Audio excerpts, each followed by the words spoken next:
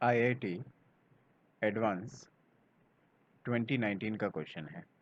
Question बहुत ही आसान है। आपसे कहता है कि C6H10O जिस पे CH3MgBr का रिएक्शन कराता है और हाइड्रोलिसिस करा देता है, ऐसा करने पे कुछ Q बन रहा है। उससे कहता है कि आपका कुछ H3PO4 डाल के हीट करने से आपका R बन रहा है, उस पे आपका HBr डालने पे U बन रहा है, और R पे अगर आप रिडक्शन करो और फिर उसके बाद Br2HNO कर दो तो T बन रहा है, और ये जो S बन रहा है। अगर आप सारे ही ऑप्शंस को देखो तो एक रफ आइडिया लग रहा है कि यहाँ पे जो 6 कार्बन है, ये 6 कार्बन किस तरह से एडजस्ट होंगे। ये होगा रिंग, मतलब साइक्लोहेक्सेन।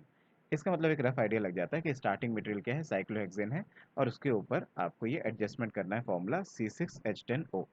तो अगर मैं इसको देखूँ तो स्टार्टिंग मटेरियल मेरा क्या बनता है, ये बनता है कुछ ऐसा सा, और एक ऑक्सीजन बचा, उसको लगाना पड़ेगा आपको ऐसे। तो इस तरीके से मैं जजमेंट कर लेता हूँ कि मेरे जो स्टार्टिंग C6H10O दे रखा है, ये क्या चीज़ होगी। इसके बाद आपसे कहता है कि इस पर रिएक्शन किसका कराया। इस पर रिएक्शन कराया CH3MgBr का, फॉलोड बाय हाइड्रोलिसिस। CH3MgBr आपको पता है ये कैसा होता है, नेगेटिव पोलराइज हो जाएगा, ये पॉजिटिव। इसकी वजह से नेगेटिव चीज़ जाके क्या करेगी, इस सेंटर पे अटैक करेगी, ये इलेक्ट्रॉन्स ऊपर जाएंगे। ऐसा करने से क्या होगा, ऐसा करने से फॉलोड बाय हाइड्रोलिसिस भी है, ऐसा करने से followed by hydrolysis you will get this product OH यहाँ और एक CH3 यहाँ। मैं लेबलिंग भी करता चलूँ, ये बन गया मेरा Q। इसके बाद आपसे कहता है कि आपने इसमें डाला कंसनट्रेटेड HCl। अगर आप किसी अल्कोहल पे कंसनट्रेटेड HCl डाल दो तो वो क्या करेगा, वो इस अल्कोहल के OH को हटा के उसकी जगह पे यहाँ पे एक Cl लगा देगा। तो ऐसा करने से मैंने यहाँ पे क्या बना दिया, मैंने यहाँ पे बना दिया S। तो इसको मैं लेबलिंग कर दूँ S। इसके बाद आपसे क्या कहता है कि इसको आपने एसिड की प्रेजेंस में हीट किया, H3PO4 की प्रेजेंस में आपने इसे हीट किया। अल्कोहल को अगर एसिड की प्रेजेंस में हीट करो, ये तो ऑलमोस्ट सभी जानते हैं, क्या बनेगा जी, एक एल्कीन बन जाएगा विद हैविंग डबल बॉन्ड यहाँ। ऐसा करने से एल्कीन सिंथेसाइज हो जाएगा। फिर कहता है इस एल्कीन पे आपने दो तरह की रिएक्शन करी।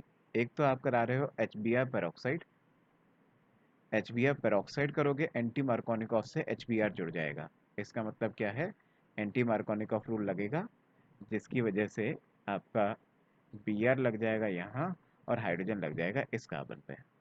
ठीक है जी, इसको भी लेबलिंग कर दूं मैं। ये है आपका क्या, ये है आपका U। इधर को चले तो इसने कराया पहले तो रिडक्शन, H2 निकल। H2 निकल क्या करेगा, इसके डबल बॉन्ड को खत्म कर देगा, इसको CH3 बना देगा। और इस पे अगर आप क्या कराते हो, इस पे अगर आप Br2HNO कराते हो, ऐसा करने से क्या होगा, ऐसा करने से आपका जो यहाँ जो कार्बन हाइड्रोजन होगा, यहाँ जो हाइड्रोजन होगा उसको आपका Br रिप्लेस कर देगा, जिसकी वजह से यहाँ पे लग जाएगा Br। तो इसको मैं जजमेंट करूँ, इसको मैं लिखूँ, तो इसका मैं नाम लिखूँ T। तो एक बार जरा मैच कर लेते हैं हमारे कौन कौन से ऑप्शन सही बैठ रहे हैं। कह रहा है कि S है आपका ये, तो S तो यही है, ठीक है। फिर इसके बाद कह रहा है U है ये, ठीक है जी, ये तो ठीक है आपका, U है ये। बी ऑप्शन देख लेते हैं, कह रहा है कि U है आपका ये, U तो ये है, ठीक है। फिर कह रहा है T ये है, T ये है, ये ऑप्शन भी सही है। नेक्स्ट कहता है आपका कि S है आपका ये, S है आपका ये, नहीं जी ये गलत है, ये गलत हो गया, जिसकी वजह से पूरा ऑप्शन ही गलत हो जाएगा। नेक्स्ट है आपका, कहता है कि U है आपका ये, U ये है, नहीं जी यही गलत है। और फिर S तो ऑब्वियसली गलत होगा, इसलिए ऑप्शन आपका गलत है। इसलिए फाइनली जो आंसर होगा वो आपका क्या होगा, फाइनली आपका आंसर होगा option A and B। Thank you.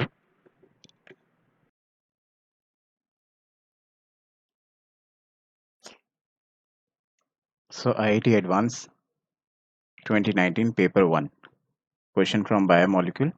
आपको कुछ सेट ऑफ स्टेटमेंट्स दिए हैं, आपको बताने इनमें से कितने स्टेटमेंट्स ट्रू है। It may be more than one correct और single correct, that we have to identify कि सिंगल करेक्ट है या मोर देन वन करेक्ट है।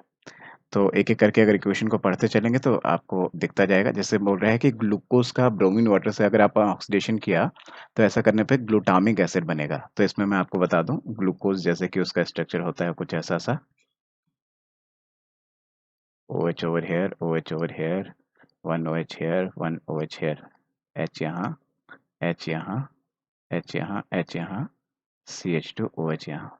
This is a D glucose.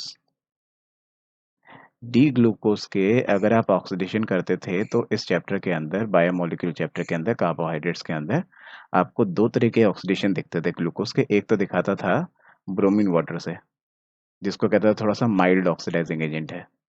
एक बोलता था कंसनट्रेटेड HNO3 से आप इसकी रिएक्शन करो, जिससे बोलता था ये आपका थोड़ा सा स्ट्रॉन्ग ऑक्सीडाइजिंग एजेंट है.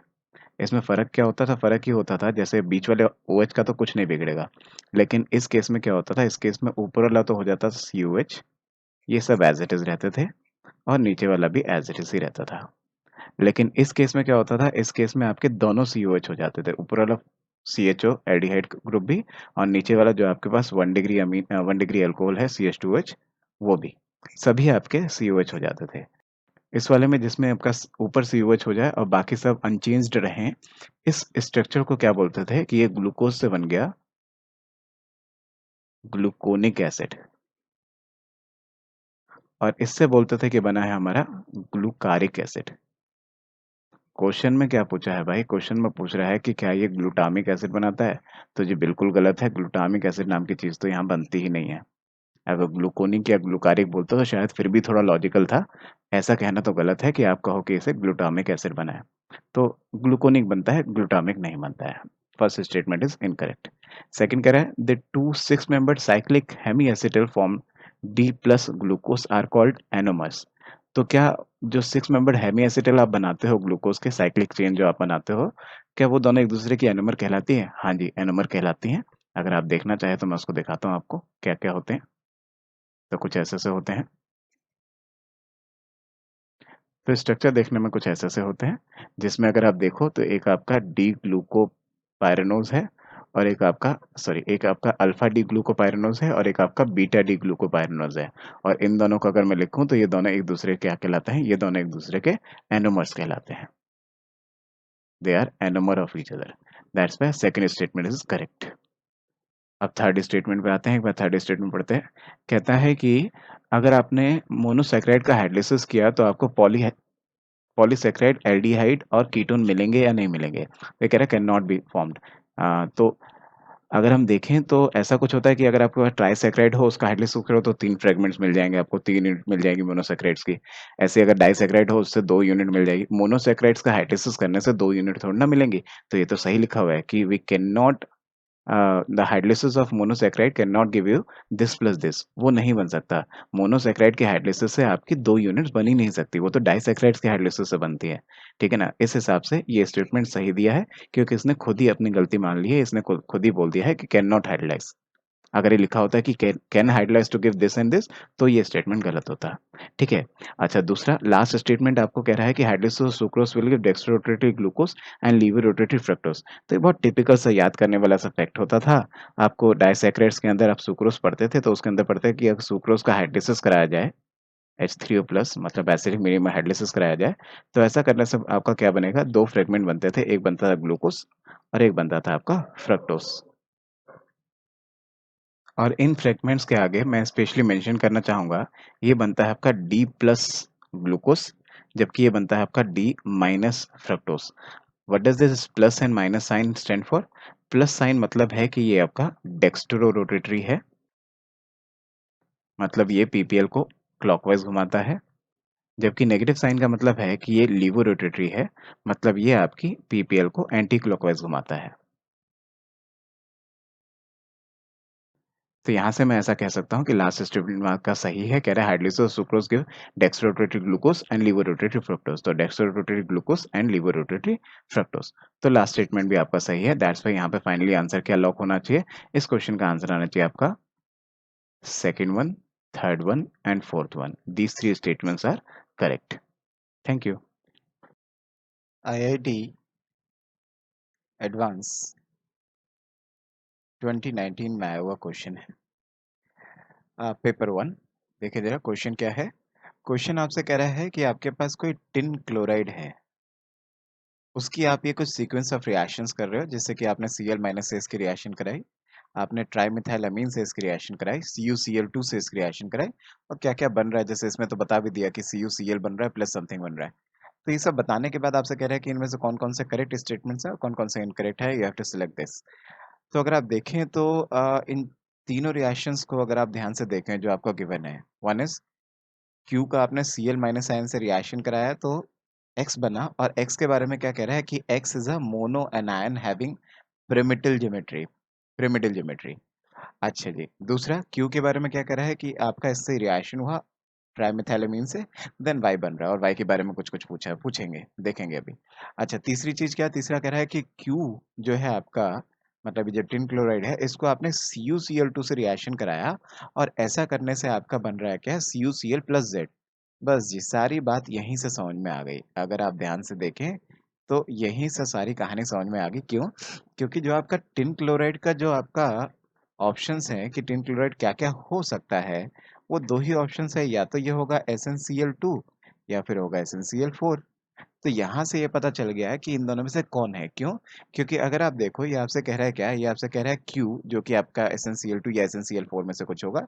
इसको आपने CuCl2 से रिएक्शन कराया तो बना Z प्लस CuCl। अगर आप ध्यान से देखें, फोकस करके देखें, तो आपको क्या दिख रहा है कि यहाँ पे जो कॉपर की ऑक्सीडेशन स्टेट है वो +2 है, जबकि यहाँ पे जो कॉपर की ऑक्सीडेशन है +1 है। इसका मतलब है कि यहाँ पे क्या हो रहा है, यहाँ पे आपका गेन ऑफ इलेक्ट्रॉन हो रहा है। यहाँ पे 2 की कमी थी, अभी 1 इलेक्ट्रॉन की कमी है, इट मीन्स की गेन ऑफ 1 इलेक्ट्रॉन हुआ है, और गेन ऑफ इलेक्ट्रॉन मतलब यहाँ पे रिडक्शन हो रहा है। तो this has to be oxidation, इसका मतलब कि ये होना चाहिए ऑक्सीडेशन। और आपको पता है कि SnCl2 में Sn+2 है, और SnCl4 में Sn+4 है, और Sn4+ और फर्दर ऑक्सीडाइज नहीं हो सकता है, जबकि Sn2+ फर्दर ऑक्सीडाइज हो सकता है इनटू Sn4+। इसका मतलब है कि ये फिक्स हो गया कि यहाँ पे Q क्या है, दिस Q मस्ट बी क्या, this Q must be SnCl2, और ये बना रहा होगा Z जो कि होगा SnCl4। तो जी यहाँ से Z मिल गया, Q के बारे में पता चल गया। अच्छा, अब एक-एक करके हम रिएक्शंस करते रहते हैं, जो करते चलते हैं, जो इसमें दी है, एक-एक करके सारी रिएक्शंस करते हैं। जैसे कि लेट्स से कि पहली रिएक्शन करके देखें, नंबर 1, जिस पे इसने बोला है, नंबर 1 नहीं लिखता हूँ मैं, ताकि ऐसी कन्फ्यूजन ना हो कि ऑप्शंस भी 1, 2, 3 दे रखे हैं और मैं इसमें भी 1, 2, 3 लिख दूँ तो कन्फ्यूज़ मत हो जाना। इसलिए मैं स्टार मार्क करके, बुलेट लगा के मैं डायरेक्टली दिखाता हूँ कि Q को आपने Cl माइनस आयन से रिएक्शन किया, तो ऐसा करने से आपने X बना दिया। तो जरा ध्यान से देखिएगा, रिएक्शन क्या हो रहा होगा, रिएक्शन हो रहा होगा कि आपके पास है SnCl2, और उसको आपने क्या किया, उसको आपने Cl माइनस आयन से रिएक्शन किया, तो बन जाएगा SnCl3 माइनस। ये बन गया जी। इसको लिख लेते हैं, ये क्या बना, ये बना आपका X। अच्छा जी, एक तो हो गया ये। दूसरा दूसरा हो गया आपका Q, जो कि Q किससे रिएक्ट करेगा, ये कहता है आपसे कि जो Q है SnCl2, वो आपका रिएक्ट कर रहा है किसके साथ, Me3n के साथ। और आपको पता है क्या, आपको पता है कि इसके अंदर क्या होगा, इसके अंदर होगा एम्प्टी ऑर्बिटल, और इसके पास क्या है, इसके पास है लोन पेयर। तो ये लोन पेयर इसके एम्प्टी ऑर्बिटल में इलेक्ट्रॉन देके यहाँ पे डेटिव बॉन्ड बना सकते हैं, जिस कारण की वजह से यहाँ से जो बनेगा वो क्या बनेगा, वो ऐसा कुछ बन जाएगा कि अगेन से कि SnCl2 तो था पहले से ही, और यहाँ पे नाइट्रोजन Me3 पहले से ही था, बस यहाँ पे इनके बीच में एक डेटिव बॉन्ड बन गया। इसने इलेक्ट्रॉन डोनेट किया और एसएन ने इलेक्ट्रॉन एक्सेप्ट किया। तो यहाँ पे आपका कुछ अडक्ट बन गया। अडक्ट कहते हैं कि जब आपका कभी कोई डेटिव बॉन्ड बनता है तो उससे जो प्रोडक्ट बनता है, that is called as the adduct. अच्छा जी, और तीसरी रिएक्शन तो हमने पहले ही जज कर लिया। अच्छा, तो अभी देखते हैं क्या क्या पूछना चाहता है। पूछना चाहता है, कह रहा है there is a coordinate bond in Y. आपके वाई में क्या कोई कोऑर्डिनेट बॉन्ड है, this is your Y, I should mention it here, this is your Y. क्या वाई वाई के अंदर कोई कोऑर्डिनेट बॉन्ड है? हाँ जी, ये तो बिल्कुल सही बोला, वाई के अंदर कोऑर्डिनेट बॉन्ड है। दूसरा कह रहा है the oxidation state of central atom of Z is +2। Z के अंदर ऑक्सीडेशन स्टेट क्या है, Sn की, तो वो तो +4 है, +2 थोड़ा ना है, तो इसलिए सेकंड ऑप्शन आपका गलत हो गया। तीसरा कह रहा है the central atom of Z has one loan pair of electron. SnCl4 में कोई लोन पेयर नहीं है। अगर आपको कुछ कंफ्यूजन होता हो तो आप इसकी स्टेरिक फैक्टर, इसकी हाइब्रिडेशन निकाल के देख सकते हो। हाइब्रिडेशन निकालने का आपने फॉर्मूला सीखा होगा, स्टेरिक फैक्टर निकालने का इनफैक्ट आपने फॉर्मूला सीखा होगा, मैं आपको दिखाऊं। आपने सीखा होगा कि स्टेरिक फैक्टर कैसे निकले। स्टेरिक फैक्टर आप निकालिए by the formula, I can say कि number of the valence electron in the central metal atom plus number of monovalent atoms, monovalent atom को मैं m लिख देता हूँ, plus the negative charges minus the positive charges whole divide by 2। तो ऐसा formula अगर मैंने इस पे लगाया SnCl4 पे, तो SnCl4 पे अगर मैं ऐसा फॉर्मूला लगाऊं तो सेंट्रल मेटल मतलब Sn के पास वैलेंस इलेक्ट्रॉन कितने हैं, 4, इसके पास मोनोवेलेंट एटम है 4, और पॉजिटिव और नेगेटिव चार्जेस तो है ही नहीं, ये मैंने लिखा है नेगेटिव चार्जेस n, नेगेटिव और पॉजिटिव चार्जेस तो है ही नहीं, तो इसको तो मैं जीरो ही मान के चलो, divide by 2, this will give you 8/2, that is nothing but come out to be 4। और 4 का मतलब है ये sp3 हाइब्रिडाइज है, sp3 हाइब्रिडाइज का मतलब है Sn बैठा होगा यहाँ और उसके पास टेट्राहेड्रल लग के यहाँ पे चार आपके पास Cl जुड़े होंगे, एक Cl यहाँ, एक Cl यहाँ, एक Cl यहाँ, एक Cl यहाँ, और एक भी लोन पेयर नहीं है। इसका मतलब ये sp3 हाइब्रिडाइज है, sp3 हाइब्रिडाइज में आपके पास 4 बॉन्ड होने चाहिए और चारों बॉन्ड्स पे आपका Cl है, इस कारण की वजह से मैं बोलूंगा एक भी लोन पेयर नहीं है। ठीक है जी, इस कारण की वजह से मैं बोलूंगा जो ऑप्शन नंबर 3 है वो आपका गलत है। सिमिलरली इसके बारे में भी सेम बात कहता है कि इसकी हाइब्रिडेशन क्या है, हाइब्रिडेशन इसी तरह से चेक कर लेंगे ये फॉर्मूला लगा के। इसी फॉर्मूले को अगर मैंने इस पे लगाया तो लेट्स सी क्या आता है। इस फॉर्मूले को अगर आपने इस पे लगाया तो आपका आएगा क्या, 4 दी valence electron of the central metal atom plus number of monovalent atoms minus, मैंने क्या लिखा था कि जितने भी नेगेटिव चार्जेस होंगे उनको सम अप करना होगा, पॉजिटिव को माइनस करेंगे, तो जितना भी नेगेटिव चार्ज है 1 माइनस है तो इसलिए 1 प्लस इसमें करना होगा डिवाइड बाय 2। ऐसा करने से ये भी कितना आया, ये भी आया 8/2, नेट इज नथिंग बट 4। और 4 का मतलब क्या है कि ये चार चीजों से मिलकर बना है, S P और P, इसका मतलब है कि ये क्या है, इसका हाइब्रिडेशन है sp3।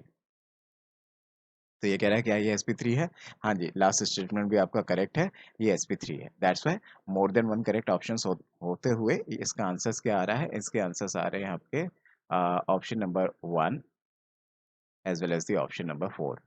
तो आंसर्स होने चाहिए आपके 1 एंड 4। Thank you.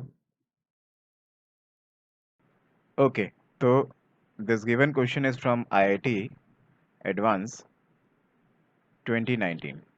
तो IIT एडवांस 2019 में आया हुआ क्वेश्चन है, ये क्वेश्चन आपका 2019 में आया हुआ।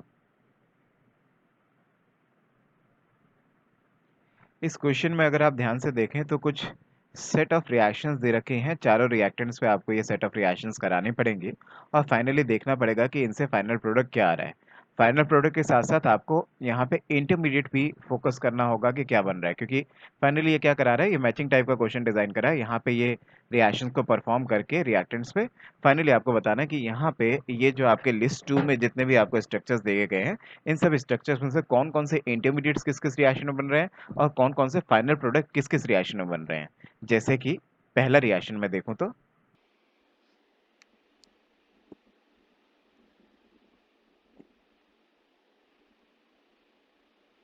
तो अगर सबसे पहले स्ट्रक्चर को मैं देखूं तो सबसे पहले स्ट्रक्चर में आपको बेंजीन दिया है, देन उसके बाद CH2 देके CN दे रखा है, देन यहाँ पे एक एसिटिल ग्रुप लगा रखा है। इसके बाद यहाँ पे जो रिएक्शन कराता है, रिएक्शन किससे करा रहा है, रिएक्शन करा रहा है डाइबल H से। डाइबल H आपका एक रिड्यूसिंग एजेंट है जो कि CN ग्रुप को CHO में कन्वर्ट कर देगा, इसे एल्डिहाइड बना देता है। तो जनरली हम ये काम कराना बच्चों को सिखाते हैं, जहाँ पे कीटोन एल्डिहाइड चैप्टर के अंदर हम प्रिपरेशन ऑफ एल्डिहाइड कीटोन पढ़ा रहे होते हैं, तब बच्चों को ये वाली रिएक्शन दिखाते हैं। तो ये आपने बना दिया जी एसिटल, जो ऐसा का ऐसे ही बन गया यहाँ पे। और उसके बाद क्या करा रहा है, उसके बाद इस पे कराता है डेल्यूट HCl। ये मैं वैसे भी हर बार बच्चों को बोलता हूँ कि डेल्यूट HCl की अगर बात करें तो HCl समझ जाओ कि एसिडिक मीडियम कह रहा है, और डेल्यूट मतलब यहाँ पे मान के चलो कि यहाँ पे पानी भी है, तो इसका मतलब कि आप ऐसा मान के चलो कि ये इफेक्टिवली आपको कह रहा है कि H3O+ डाला, और H3O+ डालने से ये जो एसिटल वाला पार्ट है, ये एसिटल वाला पार्ट आपका क्या हो जाएगा, ये एसिटल वाला पार्ट हाइड्रोलिसिस होके, इसका हाइड्रोलिसिस होके रिस्पेक्टिव कीटोन या एल्डिहाइड बना देगा। तो यहाँ से जो फाइनली बनेगा वो कुछ ऐसा सा बनेगा कि हाइड्रोलिसिस ऊपर वाले एल्डिहाइड को तो कोई इफेक्ट नहीं करेगा, ऊपर वाला एल्डिहाइड तो एल्डिहाइड ही रह जाएगा एज इट इज। नीचे वाला जो कार्बन था आपका वो रिस्पेक्टिव एल्डिहाइड बन जाएगा, तो ये भी कार्बन क्या हो जाएगा, ये भी एल्डिहाइड बन जाएगा। तो ये भी बन गया जी एल्डिहाइड। उसके बाद आपने इस पे डाला sodium borohydride. Sodium borohydride reducing agent का काम करता है, जो क्या करता है, जो कि इन एल्डिहाइड्स को रिस्पेक्टिव एल्कोहल्स में कन्वर्ट कर देगा। तो फाइनली यहाँ से जो प्रोडक्ट आएगा, ये जो आपके CHO ग्रुप दिख रहे हैं एल्डिहाइड, ये CHO ग्रुप यहाँ पे CH2OH में, और ये भी CH2OH में कन्वर्ट हो जाएगा, इन्हें एल्कोहल में कन्वर्ट कर दिया इसने। अगर मैं अपने ऑप्शंस के हिसाब से देखूँ तो यहाँ पे जो P Q R S T दे रखे हैं उसके हिसाब से अगर लेबलिंग करूँ तो इसकी लेबलिंग कर दूँ कि ये क्या बना दिया हमने, ये बना दिया हमने क्यू। तो ये साथ के साथ लिखते चलते हैं, फाइनली हमें बाद में फ़ायदा होगा इससे। देखते हैं नेक्स्ट इसने क्या किया। अगला इसने किया कंसनट्रेटेड H2SO4। तो जरा देखते हैं कंसनट्रेटेड H2SO4 क्या करेगा। कंसनट्रेटेड H2SO4 ने क्या किया, सबसे पहले तो इसको प्रोटोनेट किया। प्रोटोनेट भी किसको किया, प्रोटोनेट सबसे पहले उसने किया नीचे वाले OH को। नीचे वाले OH को इसलिए प्रोटोनेट कर रहे हैं क्योंकि अगर नीचे वाले OH को प्रोटोनेट किया तो उससे OH2 पॉजिटिव बनेगा, और OH2 पॉजिटिव बनने के बाद ये H2O लॉस कर देगा, कार्बोकैटायन बनेगा, और नीचे वाले से जो कार्बोकैटायन बनेगा वो ज़्यादा अच्छा कार्बोकैटायन बनेगा। इसलिए प्रेफरेबली मैं नीचे वाले OH को प्रोटोनेट करूंगा रेदर देन ऊपर वाले को, और ये बना देगा समथिंग लाइक दिस। नीचे मैं बना दूंगा इसका कार्बोकैटायन। कार्बोकैटायन मैं अच्छा क्यों कह रहा हूँ, मैं ये फिर से बोल दूं, अच्छा इसलिए कह रहा हूँ क्योंकि ये कार्बोकैटायन क्या है, ये कार्बोकैटायन आपका बेंजेलिक कार्बोकैटायन है। बेंजेलिक कार्बोकैटायन आर क्वाइट स्टेबल। अभी क्या होगा, ये जो लोन पेयर है, यहाँ जो इस ऑक्सीजन के पास लोन पेयर होगा, इस ऑक्सीजन के पास लोन पेयर होगा, ये लोन पेयर इससे जुड़ जाएगा, और फाइनली ये हाइड्रोजन निकलने के बाद फाइनल प्रोडक्ट क्या आएगा, मैं डायरेक्टली लिख देता हूँ। यहाँ से आपका जो फाइनल प्रोडक्ट आएगा वो क्या आएगा, वो आएगा something like this, benzene. Then उसके बाद आएगी आपकी 6 मेंबर्ड रिंग, जिसके पास अगर आप ध्यान से देखें तो यही बना, इसके पास यहाँ ऑक्सीजन है, ये वाला ऑक्सीजन आपको यहाँ नजर आएगा। और अगर अपने ऑप्शंस के हिसाब से PQRS के हिसाब से अगर मैं इसको लेबलिंग कर दूं तो यहीं पे लेबलिंग कर देते हैं, ये बन गया आपका R। ऐसा करने से आपने बहुत प्यार से धीरे धीरे फर्स्ट ऑप्शन आपने ट्राई कर लिया, और उससे हमें मैचिंग भी हमारे करने में हेल्प मिल जाएगा कि यहाँ से हमने क्या क्या बनाया। फर्स्ट ऑप्शन को हमने Q और R से जोड़ा। Now the second one. Second option को अगर आप ध्यान से देखें तो वो क्या कहता है, वो आपसे कहता है ऐसा ऐसा ऐसा ऐसा, मतलब कि CH2 लगा के देन डबल बॉन्ड है, देन नीचे कराता है COOH, और आपसे कहता है ओजोन लिसिस कराओ। वो भी कैसी, reductive ozone lysis. Ozone lysis में भी अगर आप फोकस करें तो यहाँ पे लिखा हुआ है O3, और नीचे लिखा हुआ है क्या, सेकंड में लिखा हुआ है जिंक H2O। तो अगर जिंक H2O लिखा हो तो समझ जाओ रिडक्टिव ओजोलिसिस है। जनरली हम रिडक्टिव ऑक्सीडेटिव दो तरह की ओजोलिसिस पढ़ते हैं। तो ऐसा करने से क्या होगा, ऐसा करने से आपका ये हो जाएगा COOH, ये तो एज इट इज रहेगा। यहाँ पे आपका जनरेट हो जाएगा एल्डिहाइड। तो ओजोन लेयर्स में सेंस आपने यहाँ पे पढ़ा होगा, ये वाला बॉन्ड टूट जाता है, इसको डबल बॉन्ड वो मिल जाएगा, जिसकी वजह से आपका एल्डिहाइड पोर्शन हो जाएगा, तो ये कार्बन आपका एल्डिहाइड बन जाएगा। फाइनली क्या होगा, फाइनली इस पे आपका फिर से सोडियम बोरोहाइड्रेट रिएक्ट कर रहा है, तो यहाँ पे लिख देते हैं सोडियम बोरोहाइड्रेट। अभी अभी आपको मैंने बताया सोडियम बोरोहाइड्रेट, जैसे यहाँ पे बताया था कि सोडियम बोरोहाइड्रेट एल्डिहाइड को CH2OH बना देता है। अभी यहाँ पे क्या है, यहाँ पे सोडियम बोरोहाइड्रेट के सामने एल्डिहाइड भी है और कार्बोक्सिलिक एसिड भी है। तो मैं आपको ये बताना चाहूंगा, सोडियम बोरोहाइड्रेट कार्बोक्सिलिक एसिड और उसके डेरिवेटिव्स का कुछ नहीं बिगाड़ पाता, वो एज इट इज रहेंगे, सिर्फ और सिर्फ क्या करेगा, इस एल्डिहाइड को अल्कोहल बना देगा। तो यहाँ से क्या बनेगा, यहाँ से बनेगा आपका समथिंग लाइक दिस, ऐसा ऐसा। इनफैक्ट इसको मैं CH2OH लिख दूँ डायरेक्ट, और इसको क्या लिख दूँ, इसको मैं लिख दूँ C डबल बॉन्ड OH। ये बन गया जी। इसके बाद क्या कहता है, इसके बाद कहता है H2SO4 डाल के हीट कर दो। ये भी एक अच्छा रिएक्शन इसने कराया। अगर आप H2SO4 डाल के हीट कर दो हल्का सा, तो ऐसा करने से क्या करेगा, तो ये यहाँ से वाटर लॉस कर जाएगा और एस्टरिफिकेशन हो जाएगा, यहाँ से साइक्लिक एस्टर बन जाएगा। जरा देखते हैं क्या एस्टर बनेगा। यहाँ से एक साइक्लिक एस्टर बन जाएगा समथिंग लाइक दिस, ऐसा 6 मेंबर्ड रिंग, और यहाँ पे है आपका C डबल बॉन्ड O था, और ये आपका ऑक्सीजन। ये बन गया जी आपका फाइनल प्रोडक्ट। यहाँ पे इस फाइनल प्रोडक्ट की अगर बात करूं और यहाँ पे लेबलिंग करूं कि कौन कौन हमारा बन गया था PQRST के हिसाब से, क्या क्या हम बना चुके हैं, तो ये है आपका P प्रोडक्ट। अगर आप देखें तो ये है आपका S प्रोडक्ट, और ये है आपका U product.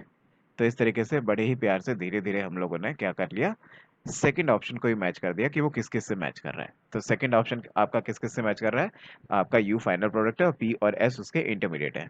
Now the second last, that is third option. Third option में उसने हल्की सी वैरायटी दिखाई, और यहाँ पे उसने क्या किया, यहाँ पे उसने Cl लगा दिया इस बार। यहाँ पे Cl लगाया और इसको बोल दिया ये क्या है, ये है COOCH3 एस्टर है, और के CN पे अटैक कराया। ऐसा करने से क्या होगा, ऐसा करने से यहाँ पे जो CN माइनस है जाके Cl को रिप्लेस कर देगा, और आपको ऊपर क्या मिल जाएगा, ऊपर आपको CN मिल जाएगा। It means you will get something like this, CN यहाँ, और इसका हमने कुछ नहीं छेड़ा, ये एज इट इज है जैसा था, ये ऐसा का ऐसे ही रहा। अगले स्टेप में क्या कह रहा है, अगले स्टेप में कह रहा है आप इसको H3O प्लस हीट करो। ठीक है जी। तो H3O प्लस डालने से तो क्या होगा, H3O प्लस डालने से आपका जो CN था वो COH हो जाएगा। तो ऊपर वाला जो आपका CN है उसको भी कर दो COH, और नीचे वाला जो आपका एस्टर है उसको भी कर दो COH। तो दोनों ही आपके COOH बन जाएगा। देन आपसे क्या कहता है, देन आपसे कहता है वही लिथियम एल्यूमिनियम हाइड्रेट डाल दो। जैसे सोडियम बोरोहाइड्रेट कर रहा था उसी तरह से लिथियम एल्यूमिनियम हाइड्रेट करेगा, लेकिन ऊपर जैसे मैंने बताया एसिड को नहीं छेड़ता है सोडियम बोरोहाइड्रेट, लेकिन लिथियम एल्यूमिनियम हाइड्रेट आपका एसिड को भी रिड्यूस कर देता है। तो इस कारण की वजह से यहाँ पे आपका एसिड रिड्यूस हो जाएगा, and this will give you something like this CH2OH यहाँ, और एक CH2OH यहाँ। ये कुछ कुछ इससे मिलती जुलती सिचुएशन हो गई जो हमने यहाँ डील किया था, ये जो क्यू था। तो एक तरह से यही क्यू बन गया, मैं लेबल कर दूं।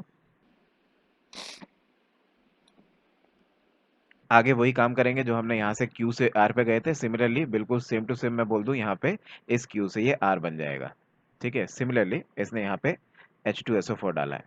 H2SO4 डालने से क्या होगा, आपका वो जो आर ऊपर बना रखा है वो एज इट इज मैं यहाँ पे फिर से बना दूं, और इसको लेबलिंग कर दूं R. Now the fourth one. Fourth क्या कहता है, फोर्थ कहता है आपसे कि आपके पास है बेंजीन, ऊपर आपके पास है एस्टर COOMe, और नीचे आपके पास क्या है, एक कार्बन देके फिर COOMe है। ऐसा कराने में आपसे कह रहा है लिथियम एल्यूमिनियम हाइड्रेट डाल दो। लिथियम एल्यूमिनियम हाइड्रेट एस्टर को रिड्यूस कर देगा, जबकि यहाँ पे सोडियम बोरोहाइड्रेट होता तो एस्टर को रिड्यूस नहीं कर पाता। इसको रिड्यूस करके रिस्पेक्टिव एल्कोहल्स बना देगा। तो ऐसा करने से क्या होगा, ये भी CH2OH हो जाएगा, और ये भी क्या हो जाएगा, आपका एक कार्बन देके CH2OH हो जाएगा। अभी फाइनली आपको यहाँ से फिर से क्यू मिल गया। अगर आप देखें तो ये फिर से आपको क्यू मिल गया, और फिर से वही काम करा रहा है, H2SO4 डाल के फिर से हीट करा रहा है। ऐसा अगर आप करते हो तो आपका ये बन जाएगा benzene with having this thing. मतलब मैं सेम ही उतार रहा हूँ, जो वहाँ पे आर था ये स्टेप उसने 3 बार कराया सेम क्वेश्चन में। तो ये फिर से आपका आर बन गया। तो अब हम मैच कर सकते हैं, किसको किससे मैच करना देखते हैं। जैसे कि ये क्या क्या कह रहा है जरा देखते चलते हैं एक बार। ये कह रहा है आपको, कहता है तीसरे को टी और यू से मिलाओ। तीसरे को टी और यू से मिलाओ, नहीं जी बिल्कुल गलत है, तीसरे को टी और यू से नहीं मिलाएंगे। नेक्स्ट कहता है कि फोर्थ वाले को क्यू और यू से मिलाओ। कह रहा है फोर्थ वाले को क्यू और यू से मिलाओ, फोर्थ वाला क्यू से तो मिल रहा है लेकिन यू नहीं मिल रहा है इसको, तो ये भी गलत है। फिर कह रहा है थर्ड वाले को एस और आर से मिलाओ, थर्ड वाला क्यू और आर से मिल रहा है, एस और आर से तो नहीं मिल रहा है, ये भी गलत है जी। देन उसके बाद आपसे कह रहा है फोर्थ वाले को क्यू और आर से मिलाओ, फोर्थ वाले को क्यू और आर से मिलाओ। मिल गया जी सही ऑप्शन, फोर्थ वाले को क्यू और आर से मिलाया। इसकी वजह से डी ऑप्शन आपका यहाँ पे करेक्ट है। सिमिलरली हम नीचे वाले को ही मैच करते हैं। कह रहा है कि पहले को क्यू टी और यू से मिलाओ, पहले को क्यू टी और यू से मिलाओ, लेकिन फर्स्ट में क्यू टी और यू है ही नहीं। ठीक है ना, तो ये गलत ऑप्शन है। देन कह रहा है कि पहले को एस क्यू और आर से मिलाओ, पहले को एस क्यू और आर से मिलाओ। एस क्या था, एस तो ऐसा कुछ है, CH2 CH2OH और COOH, नहीं जी एस नहीं बनाया। तो पहले वाले में एस नहीं बन रहा है, इसलिए ये भी आपका गलत है। फिर कह रहा है सेकंड को पी एस और यू से मिलाओ, सेकंड को पी एस और यू से मिलाओ, ये बिल्कुल करेक्ट ऑप्शन दे दिया इसने, ये सही है। एक बार लास्ट वाला भी चेक कर लेते हैं। लास्ट वाला कह रहा है कि सेकंड को पी एस और टी से मिलाओ, पी एस और टी से नहीं मिल रहा है बल्कि वो पी एस और यू से मिल रहा है, इसलिए लास्ट वाले भी ऑप्शन आपका गलत है। इसलिए लास्ट वाले का आंसर होगा आपका सी ऑप्शन। फाइनली मैं कहूँ कि ये इसके मैचिंग के जो इसने 2 क्वेश्चन दिए थे, फर्स्ट क्वेश्चन का आंसर होगा डी, सेकंड क्वेश्चन का आंसर होगा आपका सी। देख सकते हैं आप एक बार।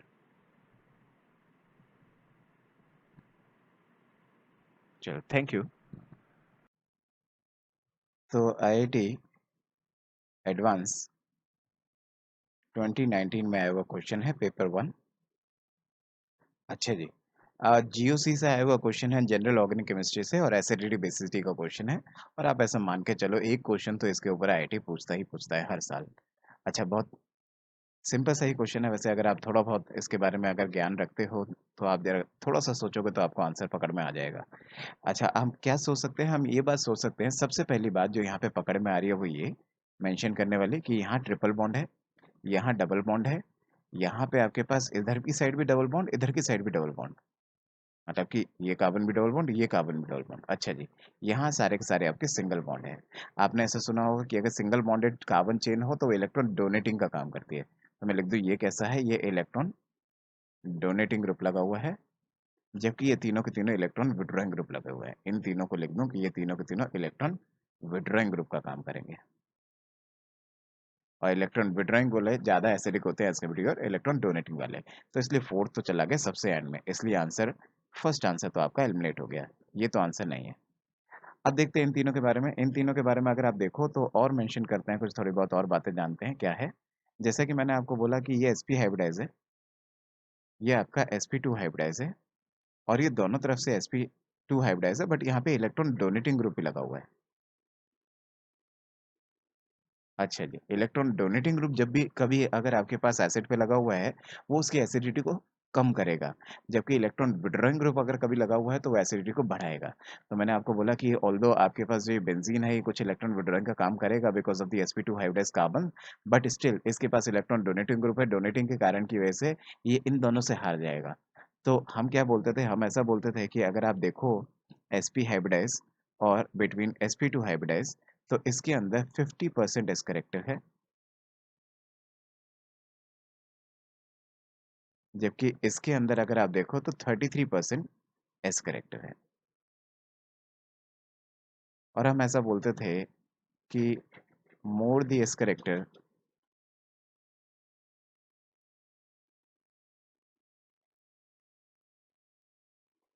हम बोलते थे more the S character more is the electron withdrawing nature, मतलब सबसे ज़्यादा इलेक्ट्रॉन विड्रॉइंग होगा sp वाला, फिर होगा sp2 वाला। इसकी वजह से जितना ज़्यादा इलेक्ट्रॉन विड्रॉइंग उतना ज़्यादा एसिडिक। तो मैं यहाँ से बोल दूँ more the S character more is the electron withdrawing nature, और यहीं लिख देता हूँ more the electron withdrawing nature more is the acidity.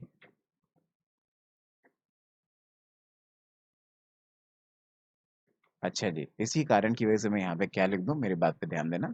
मैं सिंपल सा कह सकता हूँ कि इन सब में से एसिडिटी सबसे ज़्यादा किसकी होगी, सबसे ज़्यादा एसिडिटी होगी आपकी sp हाइब्रिडाइजेशन वाली की, क्योंकि ये इलेक्ट्रॉन विड्रॉइंग का काम कर रहा है। इन दोनों को आप डोनेटिंग मान लो, इन दोनों को विड्रॉइंग मान लो, बट इसमें विड्रॉइंग ग्रुप भी है। तो इस कारण की वजह से इन दोनों में अगर जज करोगे तो आपका ये हो जाएगा कम एसिडिक, ये हो जाएगा ज़्यादा एसिडिक। इस कारण की वजह से सबसे ज़्यादा एसिडिक तो हो गया आपका प्योरली विड्रॉइंग, और वो भी 50% एस करेक्टर के साथ withdrawing, that is option number 1। Then उसके बाद आपका हो गया sp2 हाइब्रिडाइज वाला विड्रॉइंग।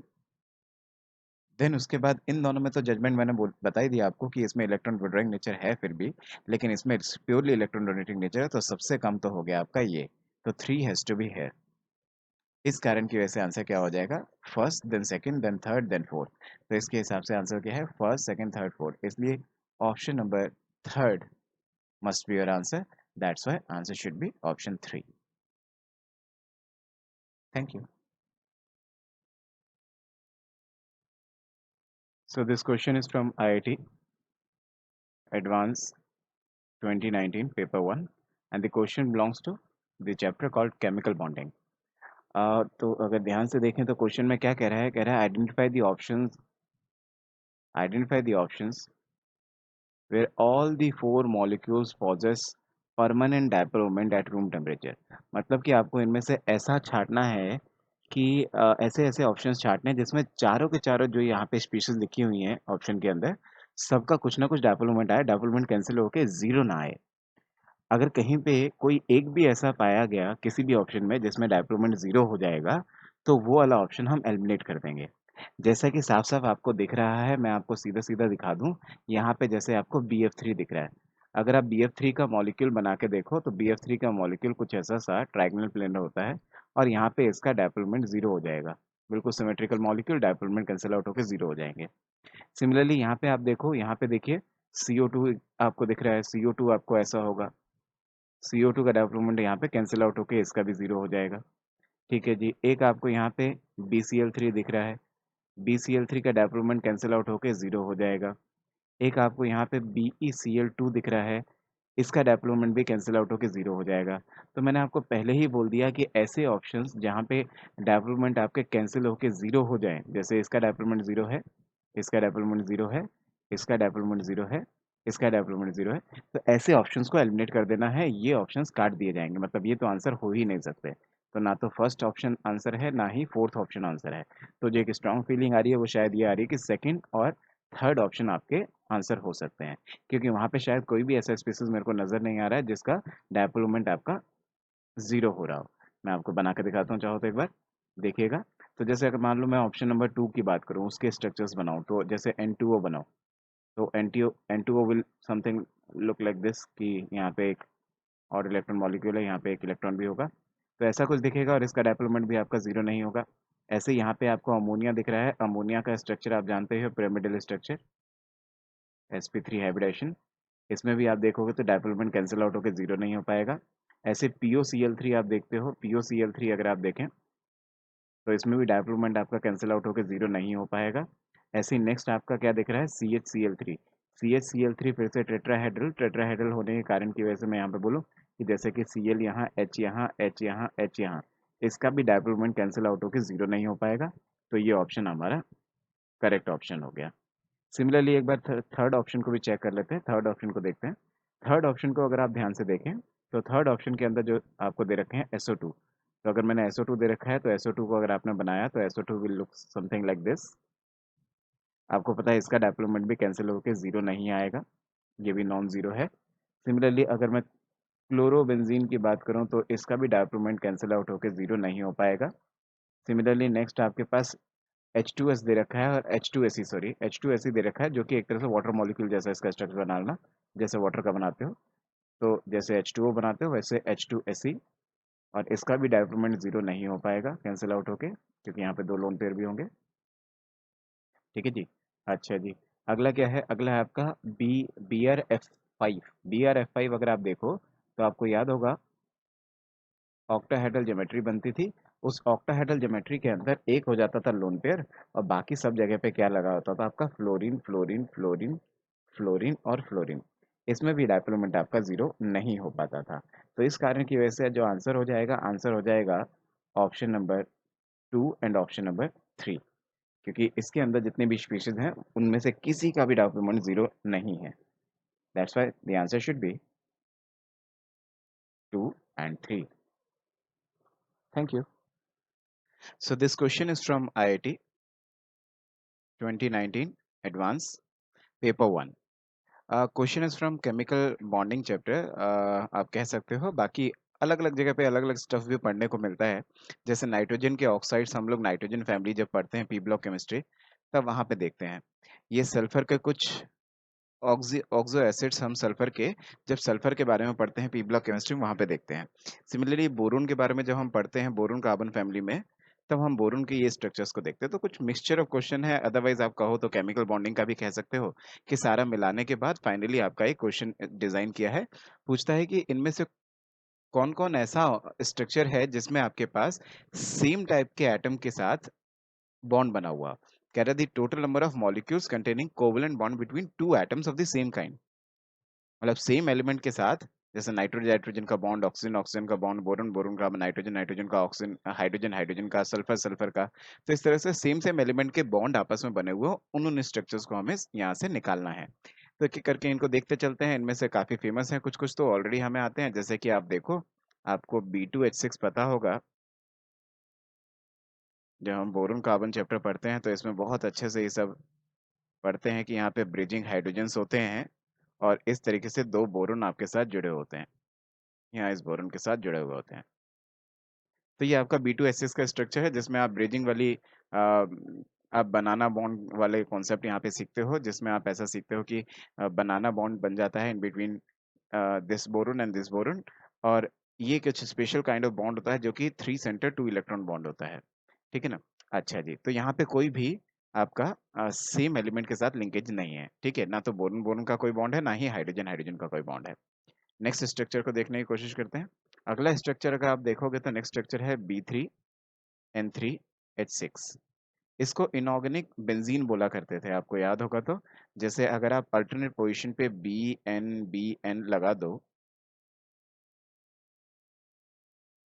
और इन सब के पास एक एक हाइड्रोजन दे दो,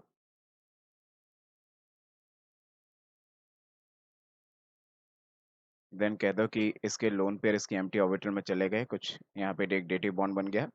सिमिलरली आप बोल दो कि इसके लोन पेयर इसके एम्प्टी ऑर्बिटल में चले गए, सिमिलरली आप बोल दो इसके लोन पेयर इसके एम्प्टी ऑर्बिटल में चले गए। ऐसा करने से कुछ बेंजीन जैसा दिखता था, इसलिए that's why it is known as inorganic benzene. और अगर आप ध्यान से देखें तो इसमें भी कोई भी सेम एलिमेंट के साथ कोई बॉन्ड नहीं, मतलब ना तो नाइट्रोजन नाइट्रोजन का आपस में कोई बॉन्ड बना हुआ है, ना बोरॉन बोरॉन का आपस में कोई बॉन्ड है, ना ही हाइड्रोजन हाइड्रोजन आपस में डायरेक्टली लिंक्ड है। सिमिलरली अगर मैं नेक्स्ट स्ट्रक्चर पे जाऊं तो अगला स्ट्रक्चर में मेरे पास आता है N2O का। N2O का अगर आप स्ट्रक्चर देखोगे तो N2O का स्ट्रक्चर कुछ अलग अलग तरीके से कुछ लोग दिखाते हैं, कुछ लोग ऐसा दिखाते हैं जिसमें इसके ऊपर प्लस चार्ज इसके ऊपर माइनस चार्ज दिखा देंगे। कुछ लोग इसका रेजोनेटिंग स्ट्रक्चर दिखाते हैं कि इन इलेक्ट्रॉन्स को यहाँ ले जाऊं इसको यहाँ ले जाऊं, जिसकी वजह से N triple bond N single bond O, इधर प्लस इधर माइनस। जब भी कभी दो एलिमेंट के बीच में ऐसे प्लस माइनस होके एक बॉन्ड बना हो तो उसे डेटिव बॉन्ड भी बोलते हैं, तो कुछ लोग इसका स्ट्रक्चर ऐसा भी दिखाते हैं, this is triple bond N triple bond dative bond O. तो ये सारे एक ही स्ट्रक्चर, बस रेजोनेटिंग स्ट्रक्चर है, एक दूसरे में इंटरकन्वर्टेबल तो है ही है। तो ये तीनों स्ट्रक्चर हैं N2O के। और इसमें अगर आप देखो तो इसमें, हाँ जी, इसमें आपका N2O में नाइट्रोजन नाइट्रोजन का बॉन्ड बना हुआ, मतलब सेम एलिमेंट का आपस में बॉन्ड है, तो दिस इज योर आंसर। अभी एक तो हमें मिल गया। अगला देखने की कोशिश करते हैं, नेक्स्ट अगर हम ढूंढें तो नेक्स्ट है आपके पास क्या, अगला है आपके पास N2O4। N2O4 को अगर आप देखो तो N2O4 का स्ट्रक्चर कुछ ऐसा सा होता है, यहाँ एक डेटिव बॉन्ड, डबल बॉन्ड हो, और यहाँ एक डेटिव बॉन्ड। तो सिंपल सा स्ट्रक्चर, नाइट्रोजन फैमिली में पढ़ते हैं पी ब्लॉक केमिस्ट्री में। वहां अगर देखो तो यहाँ पे भी आपका नाइट्रोजन नाइट्रोजन बॉन्ड आपस में बना हुआ है, सेम एलिमेंट का बॉन्ड है, that's why this is also your answer. ये भी हमारा आंसर है। अच्छा जी, H2S2O3 एक बार देखते हैं। H2S2O3 अगर आपको स्ट्रक्चर नहीं भी याद हो तो मैं आपको ऐसा कहना चाहूंगा, H2S2O3 के स्ट्रक्चर के लिए आप H2SO4 का स्ट्रक्चर बना लो एक बार। बस इसका एक सल्फर हटा के उसकी जगह पे, सॉरी, एक ऑक्सीजन हटा के उसकी जगह पे सल्फर लगा दो, तो ये स्ट्रक्चर हो गया आपका क्या, H2S2O3 का। और यहाँ पे भी अगर आप देखोगे सल्फर सल्फर का आपस में बॉन्ड बना हुआ है, दैट्स वाई ये भी हमारे आंसर में इंक्लूड होगा। यहाँ पे भी सेम एलिमेंट आपस में जुड़े हुए हैं। सिमिलरली H2S2O8 को अगर देखोगे तो H2S2O8 का स्ट्रक्चर मैं आपको बना के दिखाता हूँ। H2S2O8 का स्ट्रक्चर कुछ ऐसा सा दिखेगा, सॉरी,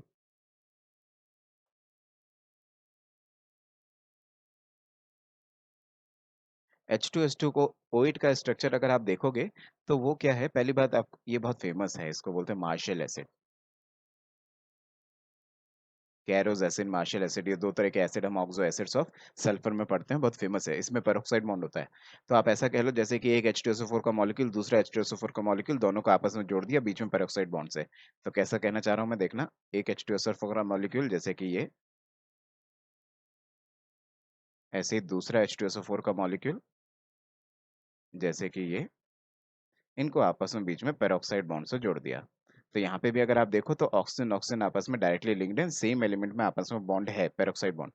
तो यहाँ पे भी सेम एलिमेंट में बॉन्ड है, दैट्स व्हाई ये भी हमारे आंसर में इंक्लूड होगा। इसका मतलब कि ये लास्ट के जो चार स्ट्रक्चर्स हैं, इन चारों के चारों स्ट्रक्चर्स में सेम एलिमेंट में आपस में बॉन्ड है। जैसे यहाँ पे NN बॉन्ड है, यहाँ पे NN बॉन्ड है, यहाँ पे सल्फर सल्फर बॉन्ड है, यहाँ पे ऑक्सीजन ऑक्सीजन बॉन्ड है, that's why answer should B 4। Thank you. So IIT Advanced 2019 का आया हुआ क्वेश्चन है। क्वेश्चन में आपसे कहता है कि Fe2 plus aqueous sulphur 2 minus aqueous आपस में मिल रहे हैं और बना रहा है FeS, और यहाँ रिएक्टेंट और प्रोडक्ट एक दूसरे के इक्विलिब्रियम में है। अगर आप ध्यान से देखो तो आपसे कहता है when equal amount of 0.06 molar Fe2 plus ion and 0.2 molar sulphur 2 minus ion are mixed, ठीक है ना। तो आपको इसने Fe2 प्लस आयन और सल्फर 2 माइनस आयन की मोलैरिटीज दे रखी हैं और इसके इक्वल वॉल्यूम उसने मिक्स किए हैं। ऐसे में कहता है equilibrium concentration of Fe2 plus ion will be found to be कितनी, ये आपसे पूछता है। तो कुछ बातें कुछ स्टेप जरा पहले लिख लेते हैं। तो जैसा कि क्वेश्चन में लिखा हुआ है equal amount of both of these things are mixed, तो जब इन दोनों का इक्वल अमाउंट आपने मिक्स किया उसके बाद इंडिविजुअली दोनों की कितनी कितनी मोलैरिटी होगी मिक्स होने के बाद, वो हम इजीली कैलकुलेट कर सकते हैं। कैसे? जैसे कि Fe2+ आयन की molarity will be equals to, I can say m1v1 divide by v1 plus v2, मतलब कि इसके moles divide by total volume. ठीक है ना? अगर आप देखें तो इसके मोल्स आपको कहाँ से मिल सकते हैं? 0.06 इंटू वी, और आपको बोला गया दोनों का वॉल्यूम वी है, तो इसका मतलब ये कितना होगा? इसका मतलब होगा ये 0.06 वी डिवाइड बाय 2v। इसका मतलब क्या है कि इनिशियल मोलैरिटी जो आपकी हो जाएगी मिक्स होने के बाद Fe2+ आयन की, वो है आपकी 0.03 मोलर। सिमिलरली हम लोगों को मोलैरिटी निकालनी है, इनिशियल मोलैरिटी आफ्टर मिक्सिंग। जब आपने मिक्सचर बना दिया है उसके बाद मोलैरिटी सल्फर 2- आयन की कितनी आ जाएगी? That will come out to be 0.2 V divided by 2v, I can say. तो यहाँ से आपका बन जाएगा, it will be come out to be 0.1 molar. अब लिख लेते हैं जी अपनी इक्वेशन। इक्वेशन आपसे क्या कहती है? इक्वेशन कहती है कि आपके पास है Fe2+ आयन एक्वस, जो कि आपके मिल रहे हैं सल्फर 2- एक्वस से, और बनाते हैं FeS सॉलिड। मैं बोलूँ इनिशियली कितने कितने हैं ये मोलैरिटीज लिख लेते हैं। इनकी मोलैरिटीज क्या क्या हैं वो लिख लेते हैं। जैसे कि इसकी हमने अभी अभी निकाले, initially it is 0.03 molar, and this one is 0.1 molar, and this one is 0। अगर मैं आपसे बोलूँ एट इक्विलिब्रियम, इक्विलिब्रियम पे क्या हुआ होगा? इक्विलिब्रियम में इसमें से कुछ जाएगा, x जाएगा, तो इसमें से भी x जाएगा, और इसका x बनेगा। अब अगर आप देखो इस रिएक्शन का जो k है, मतलब इस रिएक्शन के होने की संभावना जो है, वो k आपको दे रखा है कितना? 1.6 इंटू 10 पावर +17। ये जो +17 है, it is very high value.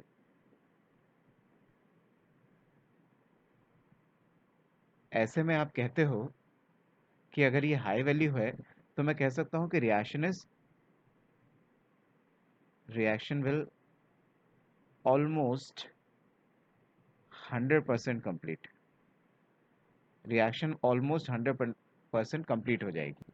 इसका मतलब है कि आपका इनमें से जो भी लिमिटिंग एजेंट होगा वो पूरा ऑलमोस्ट खत्म हो जाएगा। तो मैं बोलूँ कि यहाँ से क्या होगा? यहाँ से ये Fe2+ आयन ऑलमोस्ट खत्म हो जाएंगे। ठीक है ना? तो यहाँ से जो होगा ये बनेगा आपका 0.1 में से माइनस करेंगे 0.03, और ये बनना चाहिए आपका 0.03। इसको मैंने बोला ख़त्म हो जाएंगे, बट ऑलमोस्ट ख़त्म हो जाएंगे बोला मैंने, बिल्कुल नहीं ख़त्म होगा ये, बल्कि मेरे को वही निकालना है कि ये कितना होगा। तो इसलिए मैं इसको ये नहीं कह सकता कि ये बिल्कुल ख़त्म हो गया। ठीक है ना? तो जो भी बचेगा थोड़ा बहुत ही बचेगा, लेकिन वो कितना बचेगा वो हमें निकालना है। तो अगर मैं ऐसा सब्स्टिट्यूट कर दूं, तो ये तो चीज़ सॉलिड है, इसकी तो इक्विलिब्रियम में कोई इसका तो कोई लेना देना होगा नहीं। इसकी वजह से इसको किसके इक्वल रखूंगा? इसको मैं रखूंगा equals to 1 divided by Fe2+ ion की कंसंट्रेशन इनटू 0.07। 0.07 कहाँ से आया? 0.1 minus 0.03, that will come out to 0.07। और यहाँ से मेरे को Fe2+ आयन की कंसंट्रेशन निकालने हैं। जब मैं कैलकुलेट करूँगा, तो after calculation I will get Fe2+ ion की concentration will come out to B कितना? दिस विल रफली come out to be 100, I can say 11.2 into 10 power -17, कुछ ऐसा सा आ जाएगा, जो कि कैलकुलेशन करने पे कितना पहुंच रहा है देखते हैं। ये आपका कैलकुलेशन करने पे पहुंच रहा है 8.928 इंटू 10 पावर -17, जिसको ऑलमोस्ट कुछ लोग रफ राउंड ऑफ करके कह सकते हैं 8.93 इंटू 10 पावर -17। तो क्वेश्चन में आपसे पूछा गया था कि जो कि Fe2+ आयन की कंसिडरेशन अगर आपकी है y इंटू 10 पावर -17, तो वहाँ पे y क्या है? तो यहाँ से y क्या आ गया? फिर y आ गया आपका 8.93।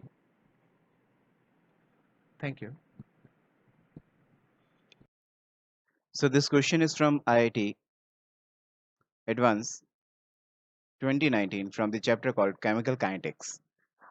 केमिकल काइनेटिक्स कह लो या फिर न्यूक्लियर केमिस्ट्री कह लो, न्यूक्लियर केमिस्ट्री से सेक्शन से एक ना एक क्वेश्चन तो वो देता ही है।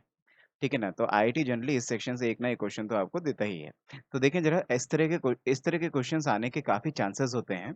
वो आपको काफ़ी बार इस तरह की बातें पूछता है कि आपको कुछ सीरीज़ दे दिया, उसमें आपसे पूछेगा किस तरीके के पार्टिकल्स यहाँ पे एमिट हो रहे हैं। अल्फा पार्टिकल है, बीटा पार्टिकल है, गामा रेज़ है या पॉज़िट्रॉन्स हैं। क्या यहाँ से एमिट हो रहा है? तो आपको एक रफ़ नॉलेज तो है ही है, जैसे मैं आपको अगर बताऊँ कि अगर लेट्स से कि अगर आपके पास वो कह रहा है अल्फा पार्टिकल्स, तो अल्फा पार्टिकल्स क्या होते हैं? अल्फा पार्टिकल्स हीलियम न्यूक्लियाई होता है, मतलब यहाँ पे 2 यहाँ 4, मतलब उसका जो एटॉमिक नंबर है वो 2 है और मास नंबर 4 है। तो अगर कभी किसी में से अल्फा पार्टिकल निकलेगा तो नीचे 2 का डिफरेंस दिखेगा, मतलब आपका जो एटॉमिक नंबर होगा वो 2 से कम हो जाएगा और जो मास नंबर है वो 4 से कम हो जाएगा। तो मास नंबर में 4 का फ़र्क दिखेगा और आपका जो एटॉमिक नंबर है उसमें 2 का फ़र्क दिखेगा, जब भी कभी अल्फा पार्टिकल रिलीज़ हो रहा होगा। सिमिलरली अगर बीटा पार्टिकल कभी रिलीज़ हो रहा होगा तो beta particle is nothing but ऊपर 0 नीचे -1, दैट इज़ नीचे मास नंबर आपका क्या, अगर कभी किसी में से बीटा पार्टिकल एमिट हो रहा हो फॉर एग्ज़ाम्पल, तो नीचे आपको क्या नज़र आएगा? नीचे आपको 1 का चेंज नज़र आएगा, ऊपर कोई चेंज नज़र नहीं आएगा। जबकि गामा रेज़ अगर एमिट हो रही होंगी तो वो 0-0 होती है, इसका मतलब कि उसमें आपको ना तो एटॉमिक नंबर में, ना मास नंबर में, दोनों में से किसी में भी कोई चेंज नज़र नहीं आता है। जबकि पॉज़िट्रॉन अगर एमिट हो रहा हो, तो नीचे +1 ऊपर 0, इसकी वजह से नीचे आपके पास क्या होगा? नीचे आपके पास 1 का चेंज नज़र आएगा, ऊपर कोई चेंज नज़र नहीं आएगा। So this is your positron, this is beta particle, this is gamma, this is alpha। अब अपनी सीरीज पे जरा ध्यान देते हैं, सीरीज को एक एक करके पढ़ते चलो, आपको दिख जाएगा। जैसे अगर आप देखें यहाँ पे ध्यान दें, तो नीचे आपका 2 का डिफरेंस आ रहा है, ऊपर 4 का डिफरेंस आ रहा है। तो ये तो जी साफ साफ पता लग गया कि ये क्या है, ये है आपका एक अल्फा पार्टिकल। इसका मतलब कि यहाँ से पता चल रहा है कि जो आपका x1 है, दिस थिंग, ये आपका क्या है, ये आपका अल्फा पार्टिकल है, जिसको मैं हीलियम इधर 2 इधर 4 ये लिख सकता हूँ। ठीक है जी, तो पहली बात तो पकड़ में आ गई कि जी एक्स वन आपका क्या है, एक्स वन आपका अल्फा पार्टिकल है। चाहो तो मैं यहाँ लिखता चलूँ उसको, तो एक्स वन आपका अल्फा पार्टिकल आ रहा है, या फिर इसको मैं अल्फा पार्टिकल बोलूँ या फिर मैं इसको बोलूँ हीलियम 2 यहाँ और 4 यहाँ। अच्छा जी, अगला देखते हैं। अगले में आप देखिए, जरा ऑब्जर्व करिए कितने का फर्क नजर आ रहा है। अगला अगर मैं देखूं तो आपको यहाँ पे दिख रहा है क्या, 90, ये हो गया 91। इसका मतलब नीचे 1 का डिफरेंस दिख रहा है और ऊपर कांस्टेंट है। इट मीन्स कि वो या तो पॉज़िटिव है या फिर बीटा पार्टिकल है, इन दोनों में से कोई है। अब इन दोनों में से अगर मान लो ये माइनस होता, मतलब अगर पॉज़िटिव निकलता, तो नीचे 1 आपका कम हो जाता, मतलब 90 से ये हो जाता 89। लेकिन अगर बीटा पार्टिकल निकल रहा है तो आप ऐसा बोलो कि जैसे कि -E0 -1, तो माइनस माइनस हो जाएगा +1, इसकी वजह से ही 1 का इंक्रीज़ नज़र आएगा। इसलिए ये क्या होगा, x2 होगा आपका बीटा पार्टिकल। जिसको मैं ऐसा भी रिप्रेजेंट कर सकता हूँ कि x2 आपका या तो कह लो जी बीटा पार्टिकल है, या फिर ऐसा कह लो कि E-1 0 ये पार्टिकल है। अच्छा जी, उसके बाद यहाँ पे x3, सॉरी ये थोड़ी सी मिसप्रिंटिंग है, इसको x3 मानना, दिस इज x3। x3 की बात कर रहा है और कह रहा है x3 क्या है। x3 में एक बात ऑब्जर्व हो रही है कि x3 में अगर आप देखो तो x3 में यहाँ पे आपको क्या नजर आ रहा है, ऊपर जो मास नंबर वो तो कांस्टेंट है और नीचे वाला हमें पता नहीं, वो हमें अज़्यूम करना, मतलब वही हमें प्रेडिक्ट करना है कि यहाँ पे हो क्या रहा होगा। अच्छा, आगे देख लेते हैं, तो हो सकता है उससे कुछ आइडिया मिल जाए। देखें ज़रा आगे क्या हो रहा है, आगे 4 का डिफरेंस ऊपर दिख रहा है, नीचे आपको 90 हो रहा है, मतलब 91 से कुछ हो रहा है यहाँ पे और फिर वो फाइनली 90 में कन्वर्ट हो रहा है। तो अगर मैं देखूँ तो यहाँ पे ऐसा कौन है जिसमें ऊपर मास नंबर में कोई फ़र्क ना आए? वो इन तीनों में से कोई हो सकते हैं। इन तीनों में से अगर कोई होंगे, तो देखो ज़रा मैं सीधा-सीधा लास्ट के 2 को कैंसल आउट कर सकता हूँ कि ना तो वो पॉज़िट्रॉन होगा, ना गामा रेज़ होंगी। ऐसा क्यों कह रहा हूँ ज़रा ध्यान से सुनना, क्योंकि अगर गामा रेज़ होंगी, तो ऐसे में ये 234 हो जाएगा, नीचे 91 हो जाएगा। और फिर आगे जब आप जाओगे तो इसमें ऊपर 4 घटाना है और नीचे आपको सिर्फ़ 1 घटाना है। और ऐसा कोई पार्टिकल नहीं होता, तो x4 आप जज ही नहीं कर पाओगे, x4 पे आप पहुँच ही नहीं पाओगे, क्योंकि ऐसा कोई पार्टिकल नहीं होता कि नीचे आपका 1 का फ़र्क दिखे और ऊपर आपको 4 का फ़र्क दिखे। इसलिए गामा रेज़ कैंसल हो गया। सिमिलरली अगर आप पॉज़िट्रॉन की बात करो, तो पॉज़िट्रॉन मान लो आपने यहाँ पे पॉज़िट्रॉन एमिट किया, तो भी क्या होगा, ये 90 से 91 से हो जाएगा 90 और ऊपर हो जाएगा 234। और आगे जब उसको आप x4 रिलीज़ करोगे, तो ऐसा करने में आपका टास्क क्या होगा कि आपको 90 से 90 रखना है, लेकिन ऊपर 4 का फ़र्क दिखाना है। तो ऐसा कोई पार्टिकल नहीं होता कि ऊपर 4 का फ़र्क दिखा दो और नीचे कांस्टेंट रख लो। तो इस वजह से ये पॉज़िट्रॉन भी नहीं होगा। This has to be beta particle. क्यों? बीटा पार्टिकल अगर होगा तो सारी बात फिक्स हो जाएगी। देखें ज़रा, ऐसा क्यों कह रहा हूँ मैं? अगर ये बीटा पार्टिकल होगा तो ये होगा E-1 0, जिसकी वजह से अगर आप देखोगे तो ये 234 का 234 रहेगा और यहाँ पे क्या हो जाएगा, ये 91 से हो जाएगा आपका 92। क्योंकि माइनस माइनस प्लस हो जाएगा, जैसे मैंने अभी आपको समझाया कि ये माइनस हो रहा है, इसमें से बीटा पार्टिकल निकल रहा है, तो ये this minus and this minus will be positive, और यहाँ पे एक का सम हो जाएगा, तो एक से बढ़ जाएगा, तो ये 92 हो गया। अब फाइनली यहाँ से जब आप देखोगे तो नीचे आपको 2 का फर्क चाहिए और ऊपर 4 का फर्क चाहिए, तो ये सीधा सीधा पकड़ में आ रहा है, ये क्या होगा आपका, ये होगा आपका अल्फा पार्टिकल, हीलियम न्यूक्लियर।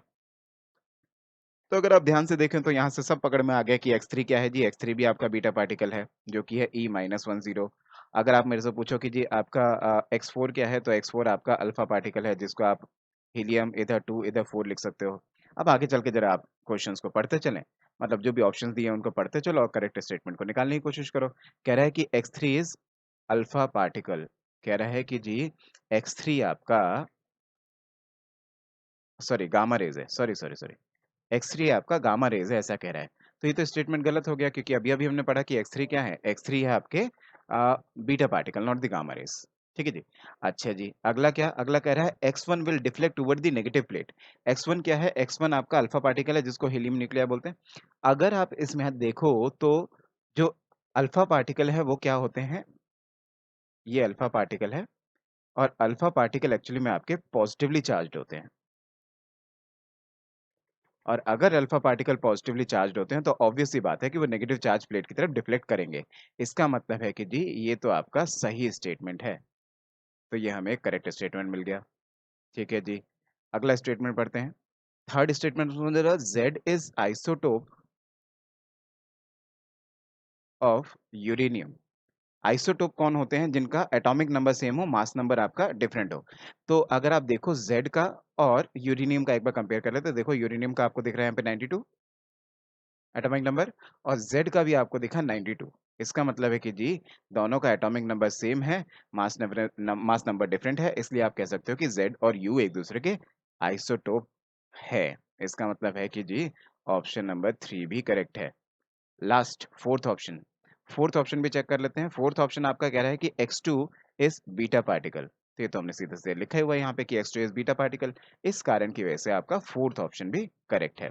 तो अगर आपसे पूछा जाए करेक्ट आंसर क्या होगा, तो करेक्ट आंसर होगा आपका second option, third option and the fourth option.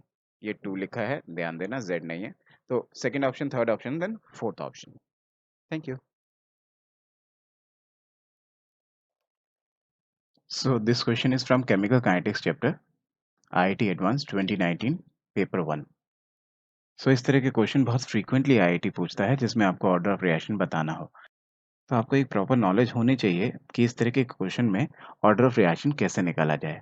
Question क्या है, क्वेश्चन कुछ ऐसा है कि आपने 3 एक्सपेरिमेंट्स करे हैं, जिसमें आपसे कहता है कि अगर ए की कंसंट्रेशन इतनी रखूँ, बी की इतनी रखूँ, सी की इतनी रखूँ, तो रेट ऑफ रिएक्शन इतना आ रहा है।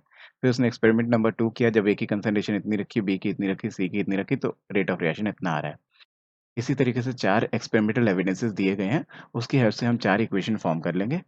Once will form the 4 equation, फिर हम उन इक्वेशन की हेल्प से हम लोग आराम से फाइंड आउट कर पाएंगे कि आपका order of reaction with respect to A कितना है, order of reaction with respect to B कितना है, order of reaction with respect to C कितना है। तो वो हमें order of reaction with respect to A B C मिल जाएंगे।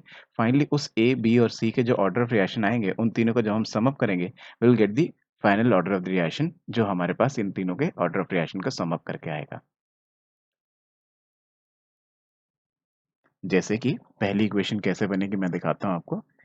उससे पहले यहाँ पे लेट कर लेते हैं एक बार जरा। मैं कहता हूँ कि यहाँ पे लेट करें, let the order of reaction with respect to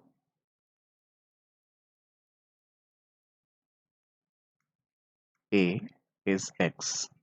ए के रिस्पेक्ट में जो ऑर्डर ऑफ रिएक्शन है उसको हमने एक्स मान लिया। Similarly order with respect to B मैंने वाई मान लिया। Similarly order with respect to C मैंने जेड मान लिया। ठीक है ना, और I should like this, Z मान लिया। ठीक है, ओके। सो फाइनली अब हम एक्सपेरिमेंट नंबर 1 2 3 4 से 4 डिफरेंट इक्वेशन फॉर्म करते हैं। जैसे कि मान लो मैंने पहली इक्वेशन फॉर्म करी, पहली इक्वेशन आपकी क्या बनी, फर्स्ट इक्वेशन इज कि आपसे बोल रहे rate of reaction is equal to क्या, जब ए की कंसंट्रेशन 0.2 है, बी की कंसंट्रेशन 0.1 है और सी की कंसंट्रेशन 0.1 है। तो ऐसा करने में आपकी जो इक्वेशन बनेगी, जो कि जनरल इक्वेशन लिखता हूँ पहले मैं, कि rate must be equal to some constant के इंटू ए की पावर एक्स, क्योंकि एक्स आपका क्या है, order of reaction with respect to A है, और पावर वाई सिमिलरली सी की पावर जेड। हमारा टारगेट है कि एक्स वाई और जेड हमें कहीं से मिल जाए सॉल्व आउट करके। अब देखना जरा, अगर मैं from first equation from first experimental evidence में लिखने की कोशिश करूं, तो पहले एक्सपेरिमेंटल एविडेंस से मैं कैसे लिखूंगा, मैं लिखूंगा पहले से मैं लिखूं कि रेट कितना दे रखा है, 6 × 10⁻⁵ ये दे रखा है, is equals to k into 0.2 की पावर एक्स, 0.1 की पावर वाई और 0.1 की पावर जेड। दूसरी इक्वेशन क्या दी गई, let's say this one is equation number 1, ठीक है। और दूसरी इक्वेशन क्या दी गई है, दूसरी इक्वेशन दी गई है 6 × 10⁻⁵ इक्वल्स टू के इंटू 0.2 की पावर एक्स इंटू 0.2 की पावर वाई इंटू 0.1 की पावर जेड। तो जो भी ये दिया गया है 0.2 0.2 0.1, उसके आधार पर मैंने लिख दिया 0.2 की पावर एक्स, 0.2 की पावर वाई, 0.1 की पावर जेड, और इक्वेशन फॉर्म कर दी। सिमिलरली तीसरी करेंगे, 0.2 इंटू 10⁻⁴ इज इक्वल्स टू 0.2 की पावर एक्स, 0.1 की पावर वाई, 0.2 की पावर जेड। तो इसको भी लिख देता हूँ एक बार। तीसरी इक्वेशन बनी हमारी क्या, तीसरी इक्वेशन बनी हमारी 1.2 into 10⁻⁴ equals to k into 0.2 की पावर एक्स इंटू 0.1 की पावर वाई इंटू 0.2 की power Z. Similarly the fourth one, fourth equation में फॉर्म करूं, 9 into 10⁻⁵ equals to k into 0.3 की पावर एक्स, 0.1 की पावर वाई, 0.1 की पावर जेड।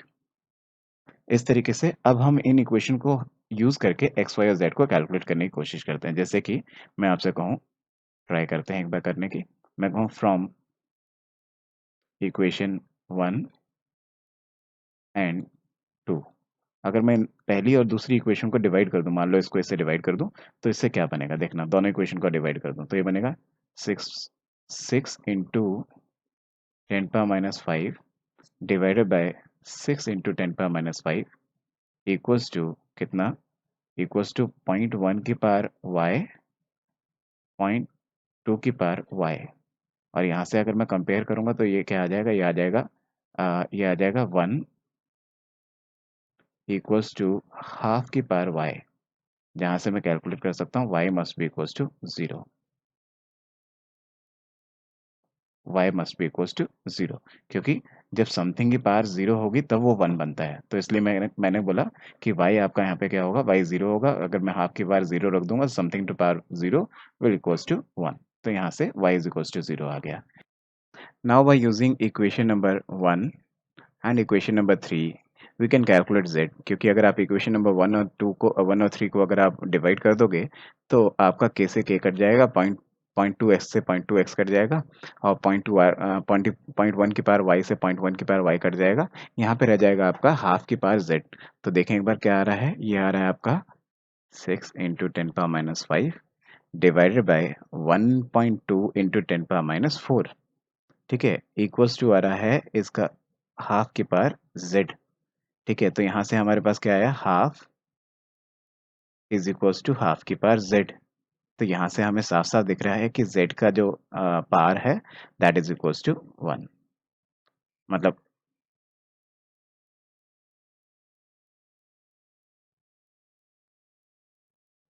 तो यहाँ से हमें साफ साफ दिख रहा है कि z should must be equals to 1।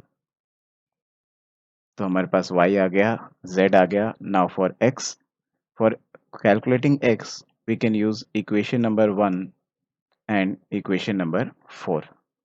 तो इक्वेशन नंबर 1 और 4 को अगर मैं आपस में डिवाइड करूं तो मेरे को मिलेगा 6 into 10⁻⁵ divided by 9 into 10⁻⁵ equals to क्या होगा, इक्वल्स टू होगा आपका 0.2 बाय 0.3 की पावर x। और यहाँ से अगर मैं कैलकुलेट करूँगा तो यह आएगा 2/3 इक्वल्स टू 2/3 की power x, and from here I can say x must be equals to 1। तो ये बहुत ही आराम से ये जो order of equation with respect to x y z हमने माना था उनकी वैल्यूज आ गई। इसकी वैल्यू आई 1, इसकी वैल्यू आई 0, इसकी वैल्यू आई आपके पास कैलकुलेट करने के बाद 1। ये हमारे पास आ गया। ठीक है, अभी रेट लॉ कैसे लिख सकते हैं? ये जो जनरल रेट लॉ मैंने लिखा था, इसको आप कैसे लिख सकते हो? आप लिख सकते हो कि अभी आप कह सकते हो क्या, मैं दिखाता हूँ। अभी आप कह सकते हो कि rate of reaction must be equals to k into ए की पावर तो होगा जी 1, बी की पावर होगा 0, जबकि सी की पावर होगा क्या 1। ये आप जनरलाइज कर सकते हो।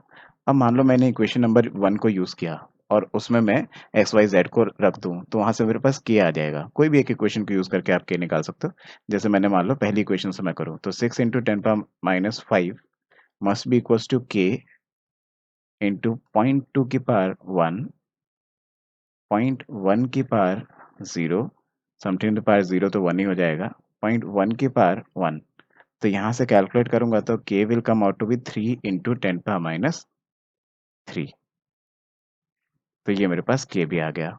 ठीक है, और overall order of the reaction क्या आया? Overall order of the reaction आया 1 + 0 + 1 that is nothing but equals to 2। तो अगर मेरे से इस क्वेश्चन में पूछता कि ऑर्डर ऑफ रिएक्शन क्या है, वो होता आपका 1 + 0 + 1 that is nothing but equals to 2। Order of reaction इस इक्वेशन का होता है 2। लेकिन क्वेश्चन में पूछा कुछ और है। क्या पूछा है? बोल रहा है कि अगर ए की जो कंसंट्रेशन है वो 0.15 रख दूं, बी की कंसंट्रेशन 0.25 रख दूं, सी की कंसंट्रेशन 0.15 रख दूं, तो ऐसे में जो आपका रेट ऑफ रिएक्शन आ रहा है वो y इंटू 10⁻⁻5 समथिंग कुछ आ रहा है, तो y क्या है ये पूछना चाहता है। तो एक बार यूज कर लेते हैं ऐसे। जैसे मान लो कि आपको अब सब कुछ पता तो है, के भी पता है, रेट ऑफ रिएक्शन भी पता है, ए भी पता है, बी भी पता है, सी भी पता है, उनकी पार्ट्स भी पता है, जो भी कह रहा है वो सब्स्टिट्यूट कर देते हैं, आराम से आपका आ जाएगा। तो जैसे आपको ये पता है, मैं इस इक्वेशन को यूज करके लिख दूं, तो आपको ये कह रहा है कि रेट ऑफ द रिएक्शन कितना है? रेट ऑफ रिएक्शन तो आपको दे रखा है जी, यहाँ पे रेट ऑफ रिएक्शन तो आपको दे रखा है कितना, y into 10⁻⁵। Rate of reaction दे रखा है y इंटू 10⁻⁵। ठीक है जी। और के आपने अभी अभी निकाला, के कितना है 3 इंटू 10⁻⁵। ठीक है, उसके बाद क्या, उसके बाद जो आपको गिवन है ए बी सी की कंसंट्रेशन वो रख दूं और उनकी पावर्स लगा दूं। जैसे कि ए की कंसंट्रेशन तो कितनी हुई है नंबर को 0.15, सॉरी 1 सेकेंड,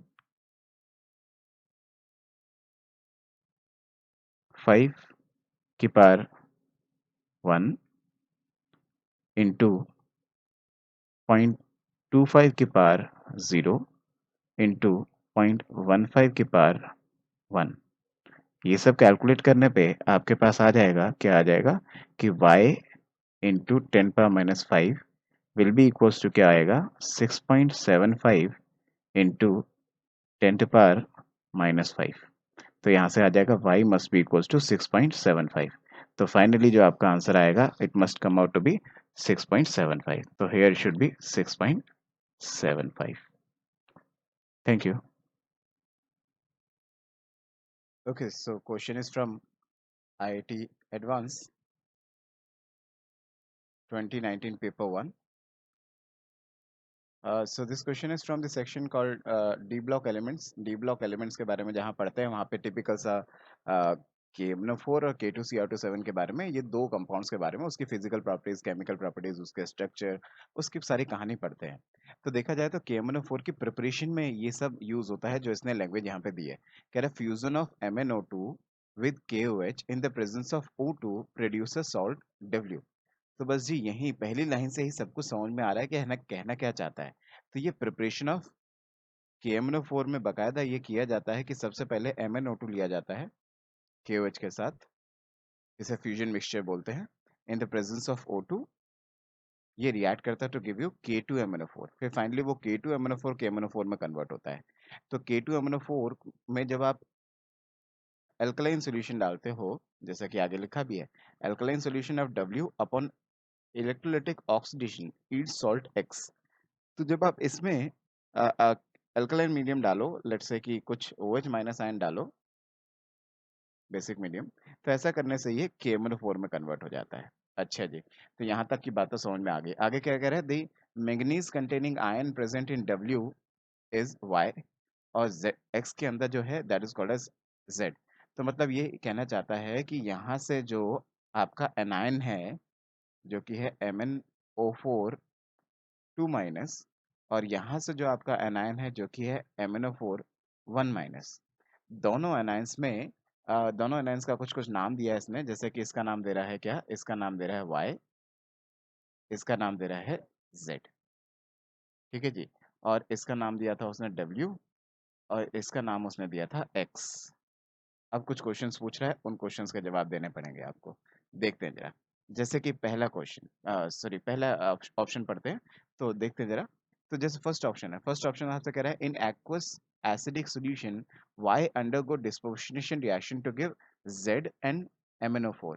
हाँ जी, ये बिल्कुल एक याद रखने वाला फैक्ट सी बात है, आपको पता होना चाहिए, ये तो इम्पोर्टेंट है कि MnO4 2 माइनस अगर आपके पास है, जो कि इस वक्त इसमें है, जो कि इस वक्त आपका +6 ऑक्सीडेशन स्टेट में है, ये +6 ऑक्सीडेशन स्टेट में है, यहाँ पे ये +7 ऑक्सीडेशन स्टेट में है। जो कि यहाँ पे +6 ऑक्सीडेशन स्टेट में है, ये डिस्पोर्शनेट हो सकता है। मतलब डिस्पोर्शनेशन मतलब यहाँ पे Mn का ऑक्सीडेशन और Mn का रिडक्शन दोनों हो और दो अलग अलग चीजें बने। जैसे कि एक बार तो ये बनाएगा MnO4 माइनस +7 में, हो गया जी इसका ऑक्सीडेशन, और एक हो जाएगा आपका MnO2, दो चीजें बनती है। तो ये बहुत फेमस सी इसके डिस्प्रोपोर्शनेशन की रिएक्शन है MnO4 माइनस आयन की, कि ये आपका इन दो चीजों में टूट जाता है। तो ये आपसे कह रहा है कि जी इसका डिस्प्रोपोर्शनेशन करने से एक तो Z बनेगा और एक MnO2 बनेगा। तो क्या ये Z है? हाँ जी, ये Z है। Z हमने यही बोला था, MnO4 1 minus, this is called as your permanganate. तो इसको आपका Z बन गया है, that's why option number 1 is your correct answer. ये करेक्ट आंसर हो गया जी। नेक्स्ट कह रहा है in both y and z the pi bonding occur between p orbital oxygen and, अच्छा p orbital of the oxygen and d orbital of the manganese. ये तो सही है, ये तो नॉर्मल सी बात है कि अगर आप इन दोनों की बात करो, तो इन दोनों में जैसे y और z जो आपके MnO4 माइनस और MnO4 2 माइनस, इन दोनों के अंदर ये जो पाई बॉन्ड बने हुए हैं, ये कैसे बने हुए हैं? Mn ने दे रखा है अपना d ऑर्बिटल, और ऑक्सीजन ने यूज कर रखा है अपना p ऑर्बिटल। तो ये एक तरह से p पाई d पाई बॉन्ड बनता है, इसका p ऑर्बिटल और इसका p ऑर्बिटल और इसका d ऑर्बिटल आपस में पाई बॉन्ड बनाते हैं। दैट्स व्हाई स्टेटमेंट नंबर 2 भी आपका करेक्ट स्टेटमेंट है, ये भी करेक्ट स्टेटमेंट है। अच्छा जी। दूसरा यहीं से मेरे को फोर्थ स्टेटमेंट भी करेक्ट दिख रहा है, जैसे कि मैंने अभी ये बनाया, दोनों टेट्राहेड्रल शेप में पाए जाते हैं, sp3 हाइब्रिडाइजेशन है दोनों की। इस हिसाब से अगर देखा जाए तो दोनों टेट्राहेड्रल है, दे हैव टेट्राहेड्रल शेप, और दोनों कलर्ड तो होते ही है, तो टिपिकल हम पढ़ते हैं KMnO4 K2MnO4 दोनों कलर्ड है। अच्छा, लास्ट और पढ़ लेते हैं, थर्ड ऑप्शन कह रहा है y is diamagnetic where is z is paramagnetic. Check करना पड़ेगा एक बार। जैसे कि वाई की अगर बात करें, ये वाई है और ये जेड है, दोनों को देख लेते हैं एक बार। ये जेड है और ये वाई है। अच्छा जी, वाई में अगर देखें तो वाई में ये आपका Mn +6 ऑक्सीडेशन स्टेट में है, जबकि इसमें अगर देखें तो Mn आपका +7 ऑक्सीडेशन स्टेट में है। और Mn की जनरल कॉन्फ़िगरेशन अगर आप लिखोगे तो वो क्या होती है? वो होती है something into 4s2 3d5, 25 number पे आता है ये। तो अगर आप देखो कि इसमें से 6 इलेक्ट्रॉन निकाल दिए, 6 इलेक्ट्रॉन निकालने के बाद यहाँ पे कितने इलेक्ट्रॉन बच जाएंगे? यहाँ पे बच जाएंगे आपके पास, अ, ये रह जाएगा आपका कॉन्फ़िगरेशन 4s0 3d1। जबकि यहाँ पे कह रहा है आपसे कि Mn7 प्लस में से 7 इलेक्ट्रॉन निकाल दिए, तो 7 निकाल दिए तो सारे चले जाएंगे, जिसकी वजह से हो जाएगा 4s0 3d0। इसकी वजह से अगर देखा जाए तो इसके पास एक अनपेयर्ड इलेक्ट्रॉन है, that's why it will B paramagnetic, जबकि इट विल बी डायमैग्नेटिक। ये होगा आपका डायमैग्नेटिक, क्योंकि अगर एक भी अनपेयर्ड नहीं होता है तो उसे बोलते हैं डायमैग्नेटिक, अगर एक भी अनपेयर्ड इलेक्ट्रॉन होता है तो उसे बोलते हैं पैरामैग्नेटिक। तो इस कारण की वजह से आपको ये कह रहा है कि Y इज डायमैग्नेटिक, तो Y इज नहीं जी, Y तो पैरामैग्नेटिक है। अगला कह रहा है Z इज पैरामैग्नेटिक, लेकिन Z तो डायमैग्नेटिक है, तो इसलिए आपका स्टेटमेंट नंबर 3 गलत हो गया। तो सही आंसर क्या क्या होना चाहिए? First, second and fourth. Thank you. तो IIT एडवांस 2019 में आया हुआ क्वेश्चन है, जिसमें कुछ सीक्वेंस ऑफ रिएक्शन करा रहा है बेंजीन रिएक्शन चैप्टर से। पिछले 2 साल से ऐसा ट्रेंड देखने को मिल रहा है कि बेंजीन एंड इट्स रिएक्शन करके जो आप चैप्टर पढ़ते हो, उस चैप्टर की इस तरीके से एक एक एरो के ऊपर बहुत बहुत सारी रिएक्शंस लिख के कंटिन्यूशन में बहुत कुछ करा के देन फाइनल प्रोडक्ट आपसे पूछता है। पिछले 2 साल से ये ऑब्जर्व कर रहे हैं हम लोग। तो इसी तरीके से इस साल भी इसने क्वेश्चन पूछा, एनिलीन से शुरू कर रहा है और आपसे पूछ रहा है कि बहुत सारे रिएक्शंस परफॉर्म करने के बाद फाइनली जो टी बनेगा उसके अंदर Br के एटम कितने होंगे। तो देखते हैं जरा, हम करना शुरू करते हैं। जैसे स्टार्टिंग में आपसे क्या कहता है, बिल्कुल शुरुआत आपसे करता है एनिलीन से। कहता है कि एनिलीन को क्या कराओ, एनिलीन को आप रिएक्ट कराओ Br2 एक्सेस में विद पानी। एक्सेस ऑफ ब्रोमीन से क्या होगा, इसके ट्राई ब्रोमिनेशंस हो जाएंगे और यहाँ पे 3 Br जुड़ जाएंगे। ये हो जाएगा आपका NH2, एक Br यहाँ, एक Br यहाँ और एक Br आपका यहाँ। फिर क्या कहता है देखते हैं। फिर आपसे इसने कह रखा है कि Na-NO2 का रिएक्शन कराओ HCl, वही 0 से 5 डिग्री सेल्सियस वही वाला रिएक्शन है, डायज़ोनियम सॉल्ट बनवाना चाहता है। मतलब आपसे कह रहा होगा यहाँ पे बना दो N2 plus Cl minus ion, diazonium salt बना दिया और साथ में 3 Br तो ऑलरेडी यहाँ पे थे ही, उनको तो हमने छेड़ा नहीं, वो तो ऐसे के ऐसे ही यहाँ पे लिखे हुए हैं। ठीक है जी। अगली रिएक्शन क्या कहता है, अगली रिएक्शन कहता है कि यहाँ पे आप क्या कराओ, CuCN का अटैक कराओ।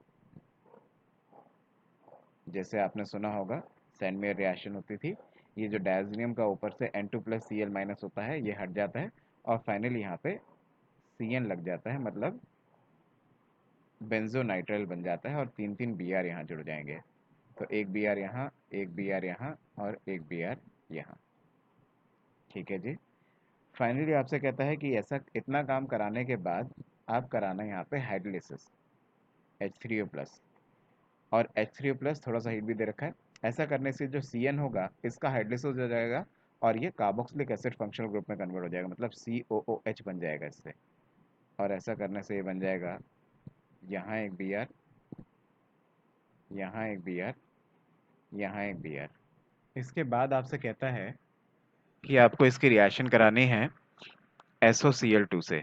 SOCl2 से रिएक्शन कराने पे जो COOH ग्रुप है ये एसिड क्लोराइड ग्रुप में कन्वर्ट हो जाएगा। It will give you COCl यहाँ विद हैविंग बेंजीन रिंग और 3 Br ऐसे के ऐसे ही यहाँ और एक यहाँ, 3 Br लग गए। फाइनली ये पहली स्कीम आपकी खत्म हुई और ये आपका Q प्रोडक्ट हुआ। Now the scheme number 2। Scheme number 2 के बारे में बात करते हैं। स्कीम नंबर 2 आपसे कह रहा है कि आप बेंजीन को लेके चलो, ये R ग्रुप को लेके चलो, इस पे ओलियम से रिएक्शन कराओ। अगर ओलियम से रिएक्शन कराते हैं, ओलियम एक्चुअली में सल्फोनेशन कराने के काम आता है, तो यहाँ लगा देगा SO3H। देन उसके बाद आपसे कहता है कि NaOH heat followed by acidic workup H plus ion. ये एक टिपिकल सी प्रिपरेशन होती थी, प्रिपरेशन ऑफ फिनॉल में आपने पढ़ा होगा, बेंजीन सल्फोनिक एसिड से फिनॉल बनाने का तरीका, NaOH हीट, देन उसके बाद H प्लस आयन से ट्रीट करना पड़ेगा, इससे फिनॉल बन जाएगा। फिर फाइनली आपसे कह रहा है कि इतना काम कराने के बाद आपका करना क्या, Br2 से अटैक करना CS2 की प्रेजेंस में। यहाँ CS2 आपका नॉन पोलर सॉल्वेंट है, नॉन पोलर सॉल्वेंट के प्रेजेंस में मैं इसका मोनोब्रोमिनेशन करूंगा।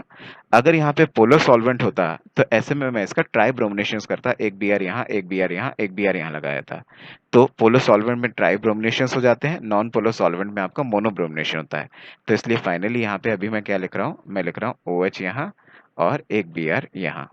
इसको भी लेबलिंग कर देता हूं, ये बना आपका S।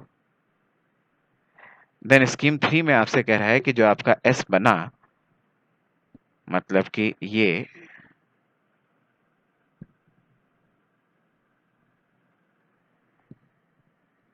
इसकी रिएक्शन कराओ NaOH से। NaOH से इसकी रिएक्शन कराने पे बन जाएगा phenoxide ion, O minus Na plus बन जाएगा, ये उसका एसिडिक हाइड्रोजन ले गया NaOH,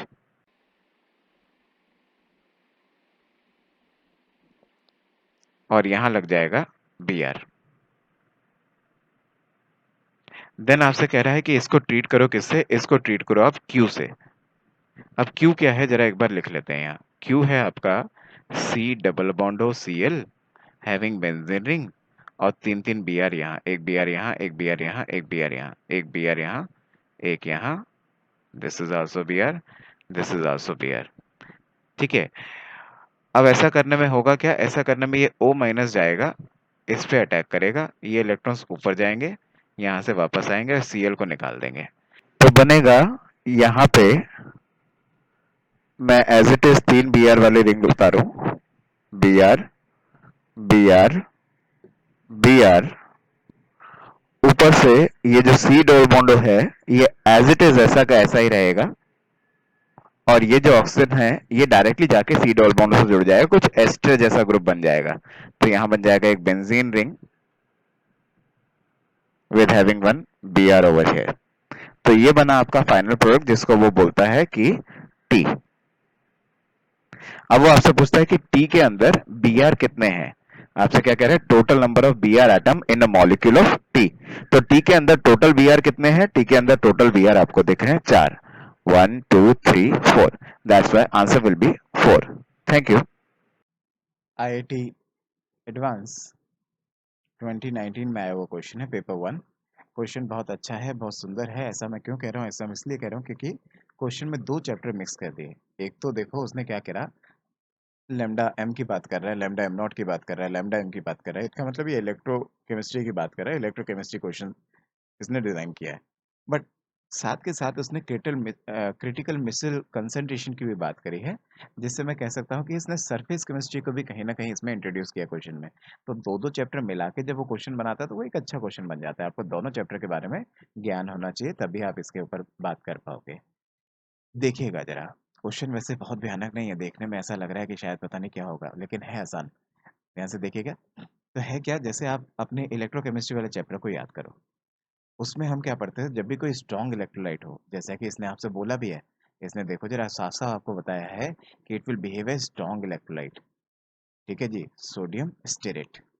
तो सोडियम स्टेरेट आपके पास स्ट्रॉन्ग इलेक्ट्रोलाइट है, और जब भी कभी स्ट्रॉन्ग इलेक्ट्रोलाइट का इस तरह से लेमडा वर्सेस रूट सी ग्राफ बनाते थे डिबाई इक्वेशन की हेल्प से, डिबाई हकल इक्वेशन की हेल्प से, तो हम लोग ऐसा देखते थे कि लेफ्ट राइट जाने पे आपकी जो कंसंट्रेशन है वो बढ़ रही है, और इधर से इधर जाने में कंसंट्रेशन आपकी डिक्रीज हो रही है।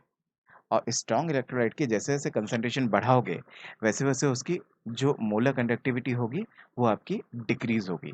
और जैसे जैसे आप उसको डिल्यूट करोगे, मतलब कंसंट्रेशन को घटाओगे, मतलब लेफ्ट, आप इधर राइट से लेफ्ट की तरफ आओगे, तो इसकी मोलर कंडक्टिविटी इंक्रीज होगी, जो कि मैक्सिमम पहुंचेगी यहाँ। तो इसका मतलब ये है कि नॉर्मल सा ग्राफ क्या होता था कि मतलब अगर आप कंसंट्रेशन बढ़ाओगे तो घटेगा, और कंसंट्रेशन अगर घटाओगे मतलब डिल्यूट करोगे, उल्टा चलोगे, तो ऐसे में कंसंट्रेशन घटाने से आपकी मोलर कंडक्टिविटी इंक्रीज होनी चाहिए। इसका मतलब ग्राफ होना चाहिए कुछ ऐसा सा, जो कि मैक्सिमम अप्रोचिंग पॉइंट आपका ये है। तो इसको बोलते थे लेमडा एम नॉट। ये लेमडा एम नॉट पॉइंट है। वैसे लेमडा एम नॉट के बारे में यहाँ कोई बात नहीं हुई है क्वेश्चन में, बस मैं आपको ये दिखाना चाह रहा हूँ स्ट्रॉन्ग इलेक्ट्रोलाइट का ग्राफ, आपका लेमडा एम का graph with respect to root C का ऐसा कुछ आना चाहिए। तो मतलब पहली बात तो यहीं से क्लियर हो गई कि भाई ये ऑप्शन तो गलत है, ये तो आंसर होगा नहीं, ये तो आंसर होगा नहीं, इन दोनों में से कोई होगा।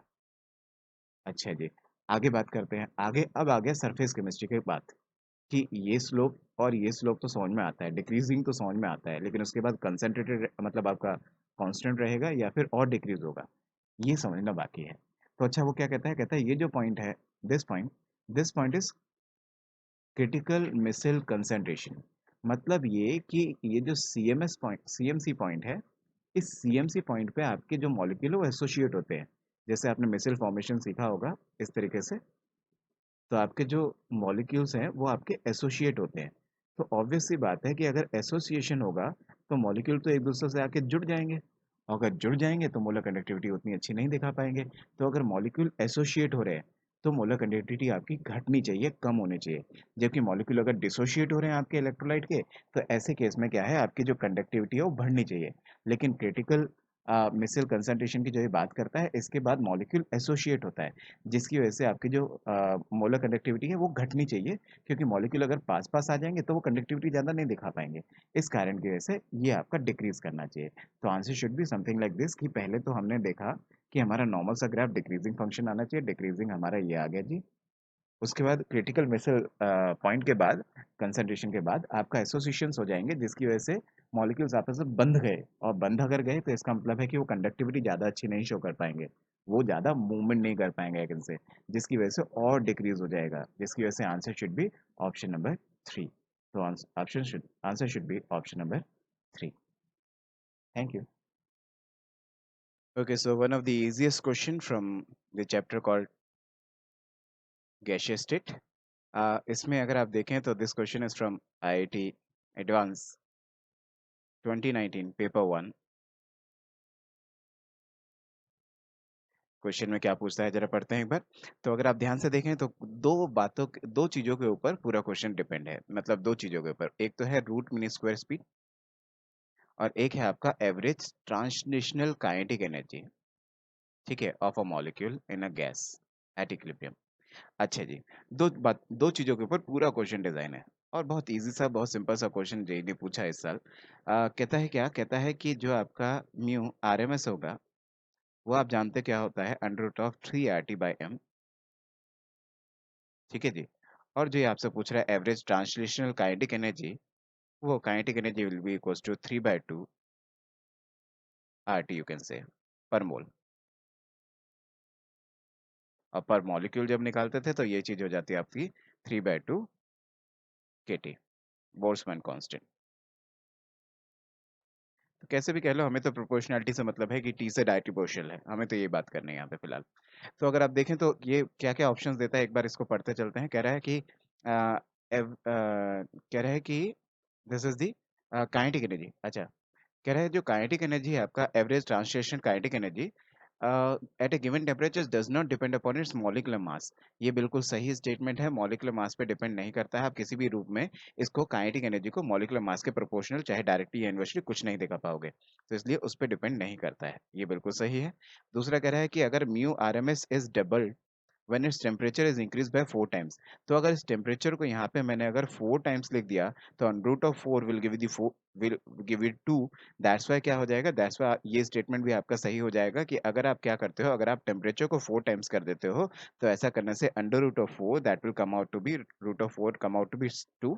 यहाँ पे 2 लगा दूंगा, जिसकी वजह से वो आपको क्या दिखेगा कि म्यू आर एम एस आपका डबल हो गया। ये स्टेटमेंट भी आपका सही है। अगला कह रहा है कि एवरेज ट्रांसलेशनल काइनेटिक एनर्जी जो आपको ऊपर बोला है, उसके बारे में कह रहा है कि इस double one is temperature increase by 4 times. तो टेम्परेचर के डायरेक्टली प्रोपोर्शनल है, तो टेम्परेचर का अगर 4 टाइम्स करोगे तो ये भी 4 टाइम्स होगी, डबल थोड़ी ना होगी। तो जी ये तो गलत है। नेक्स्ट कह रहा है कि mu R M S is inversely proportional to the square root of the mass. तो mu R M S is inversely proportional to the square root of the mass. तो ये तो सीधा सीधा दिख ही रहा है ना कि mu R M S is inversely proportional to the square root of the mass. तो जी लास्ट स्टेटमेंट भी आपका सही है। तो बहुत ही इजी क्वेश्चन आपका आईआईटी ने इस साल सेलेक्ट किया गैसियस स्टेट से पूछने के लिए। Option number A, option number B, option number D.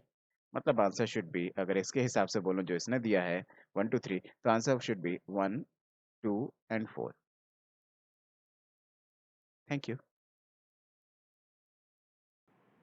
तो आईआईटी एडवांस 2019 का आया हुआ क्वेश्चन है। क्वेश्चन में क्या बोलता है जरा पढ़ लेते हैं एक बार। क्वेश्चन में आपसे कह रहा है कि सॉल्यूट नॉन वोलेटाइल है, 0.5 ग्राम है, नॉन आयनिक है, और सॉल्वेंट क्या है, सॉल्वेंट 39 ग्राम है, जो कि सॉल्वेंट आपका बेंजीन है। और डिप्रेशन कितना हो रहा है प्रेशर में, वेपर प्रेशर में 650 mm ऑफ एच से जा रहा है 640 mm of H.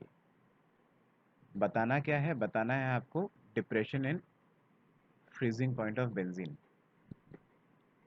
Molar mass benzene का आपको गिवन है 78 ग्राम पर मोल, और के एफ आपको गिवन है 5.12। तो जरा डाटा को सब्सटीट्यूट करने की कोशिश करते हैं। आपको इसने क्या दिया है, आपको इसने दिया है depression in freezing point. Depression in freezing point का मैंने फॉर्मूला लिखा, वो होता है P not minus P S upon P S, that is vapour pressure of pure solvent minus vapour pressure of the solution divided by vapour pressure of the solution is equals to I, that is van't Hoff factor, divided by mole fraction of solute. Mole fraction of solute होगा number of moles of solute divided by total number of moles. लेकिन उस total number of moles में से generally number of moles of solute को neglect कर देते हैं, तो इफेक्टिवली ये रह जाता है number of moles of solute divided by number of moles of solvent.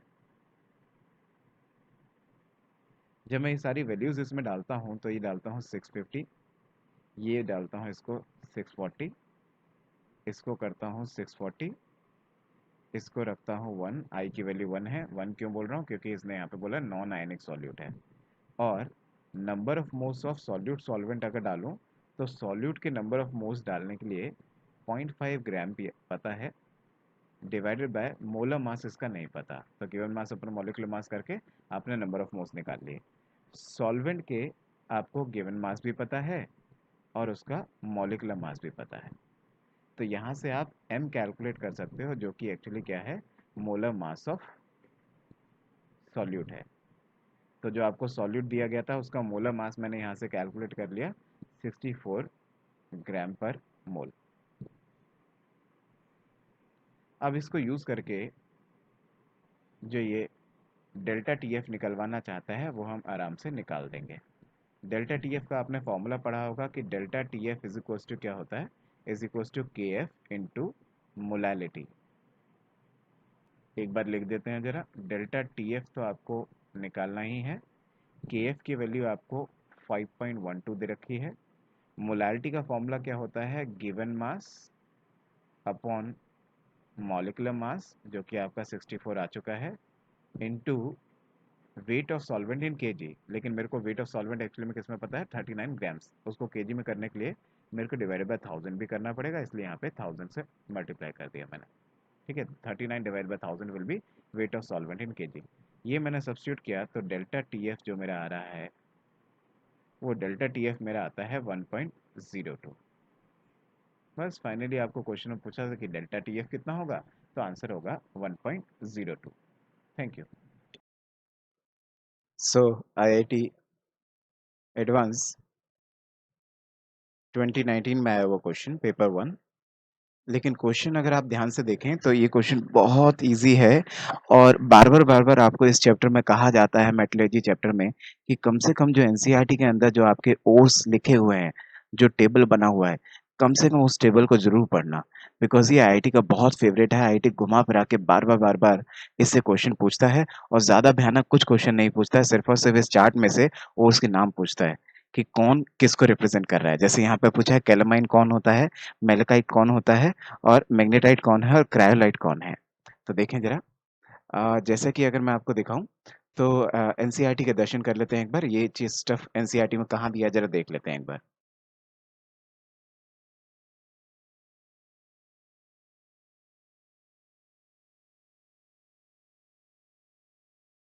तो एनसीईआरटी के अंदर जैसा कि आपको साफ साफ दिख रहा है कि ये स्टफ दिया हुआ है पेज नंबर 163 पे, general principle and process of isolation of the element, मतलब मेटलर्जी चैप्टर के अंदर आपको सीधे सीधे दिख रहा है। देखो ये कह रहा है कैलामाइन, तो कैलामाइन आपको यहाँ पे दिया हुआ है। कैलामाइन इज क्या, जिंक कार्बोनेट।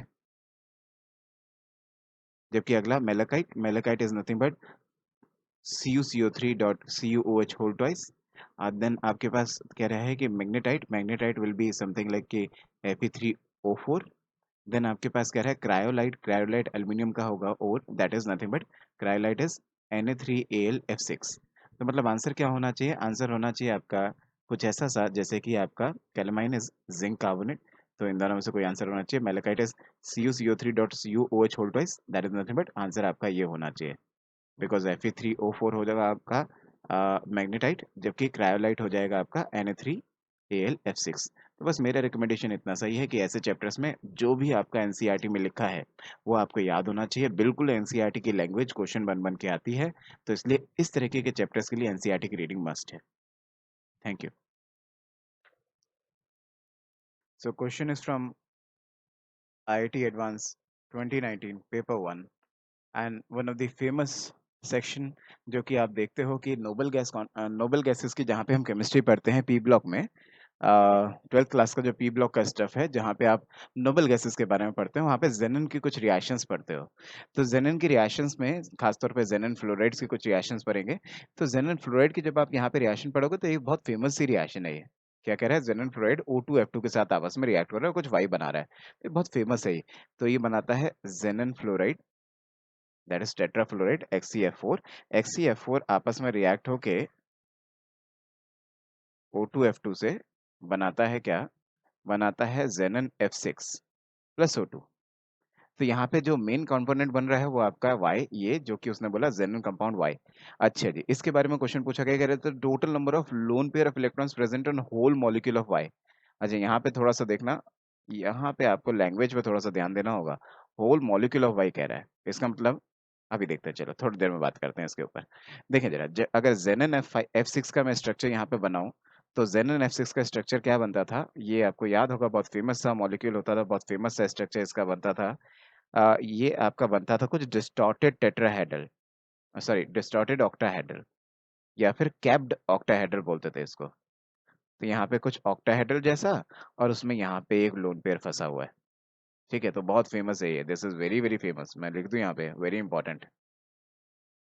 ये आपको हमेशा पता होना चाहिए।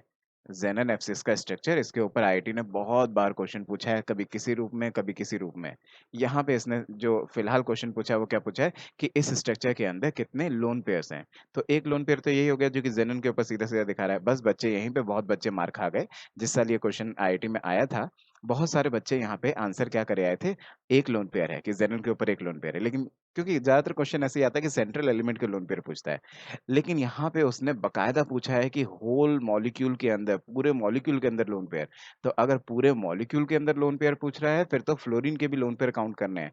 एक दो तीन चार पाँच छः, ऐसा करके तीन लोन पेयर यहाँ है, ऐसे करके तीन लोन पेयर यहाँ है, सिमिलरली तीन लोन पेयर यहाँ, सिमिलरली तीन लोन पेयर यहाँ। तो उस हिसाब से अगर आप देखोगे एक एक फ्लोरीन के ऊपर तीन तीन लोन पेयर है। दैट्स वाई आप देखोगे तो थ्री सिक्स जा कितना 18, और 18 plus this one will come out to be 19। तो यहाँ पे लोन पेयर कितने हैं, 19। तो लोन पेयर कितने हैं आपके पास, 19। 18 तो फ्लोरीन की वजह से और एक जेनन की वजह से, तो answer should B 19। Thank you.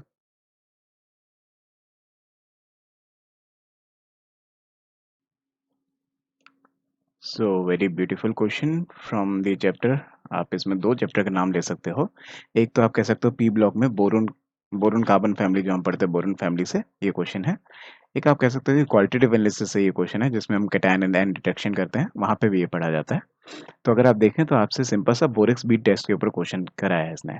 कह रहा है green colour produced in the borax bead test of chromium 3 salt is due to which of these option, कि इनमें से क्या सही है, कि ग्रीन कलर किसकी वजह से आता है। एक बात मैं आपको यहाँ पे मेंशन कर दूं कि एक बहुत अच्छी बात यह है कि वो आपसे क्वेश्चन में कलर मगअप करने के लिए नहीं कह रहा है। उसने कलर अपने आप ही आपको बोला है कि ग्रीन कलर देगा क्रोमियम बोरेक्स बीट टेस्ट में। बस आपसे वो इतना ही जानना चाहता है कि वो होता क्या है। तो वैसे तो देखा जाए तो सीधा सीधा ही दिख रहा है, क्योंकि बोरेक्स बीट टेस्ट में ऐसा पढ़ाते हैं कि बोरेक्स बीट टेस्ट में मेटल के मेटाबोरेट्स बन जाते हैं। और मेटाबोरेट कौन होता है, मेटाबोरेट होता है BO2 1 minus ion. This is called as metaborate. तो जब क्रोमियम के मेटाबोरेट बनेगा, मतलब क्रोमियम के साथ जब ये आयन जाके जुड़ेगा, तो वो आपका क्या करेगा, वो आपका ग्रीन कलर देगा। तो वैसे अगर मैं आपको कहूँ तो आंसर तो होना चाहिए ऑप्शन नंबर 1। एक बार फिर भी मैं आपको बता दूं, जो बोरेक्स होता है आपका Na2B4O7, उसको जब आप स्ट्रांगली हीट करते हो तो पहले तो उसके वाटर ऑफ क्रिस्टलाइजेशन जो .SOM होता है वो निकल जाते हैं। फाइनली इससे जो बनता है वो बनता है आपका NaBO2 sodium metaborate plus B2O3। तो इन दोनों को कलेक्टिवली बोलते हैं ट्रांसपेरेंट बीड।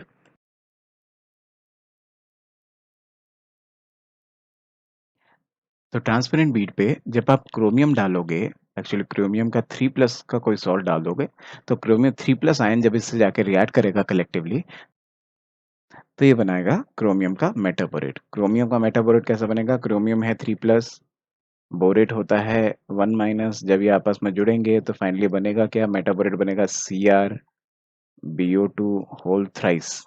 ये है क्रोमियम मेटाबोरेट, और इसका ग्रीन कलर आपको नजर आता है। तो आंसर क्या होना चाहिए, answer should B first option. Thank you.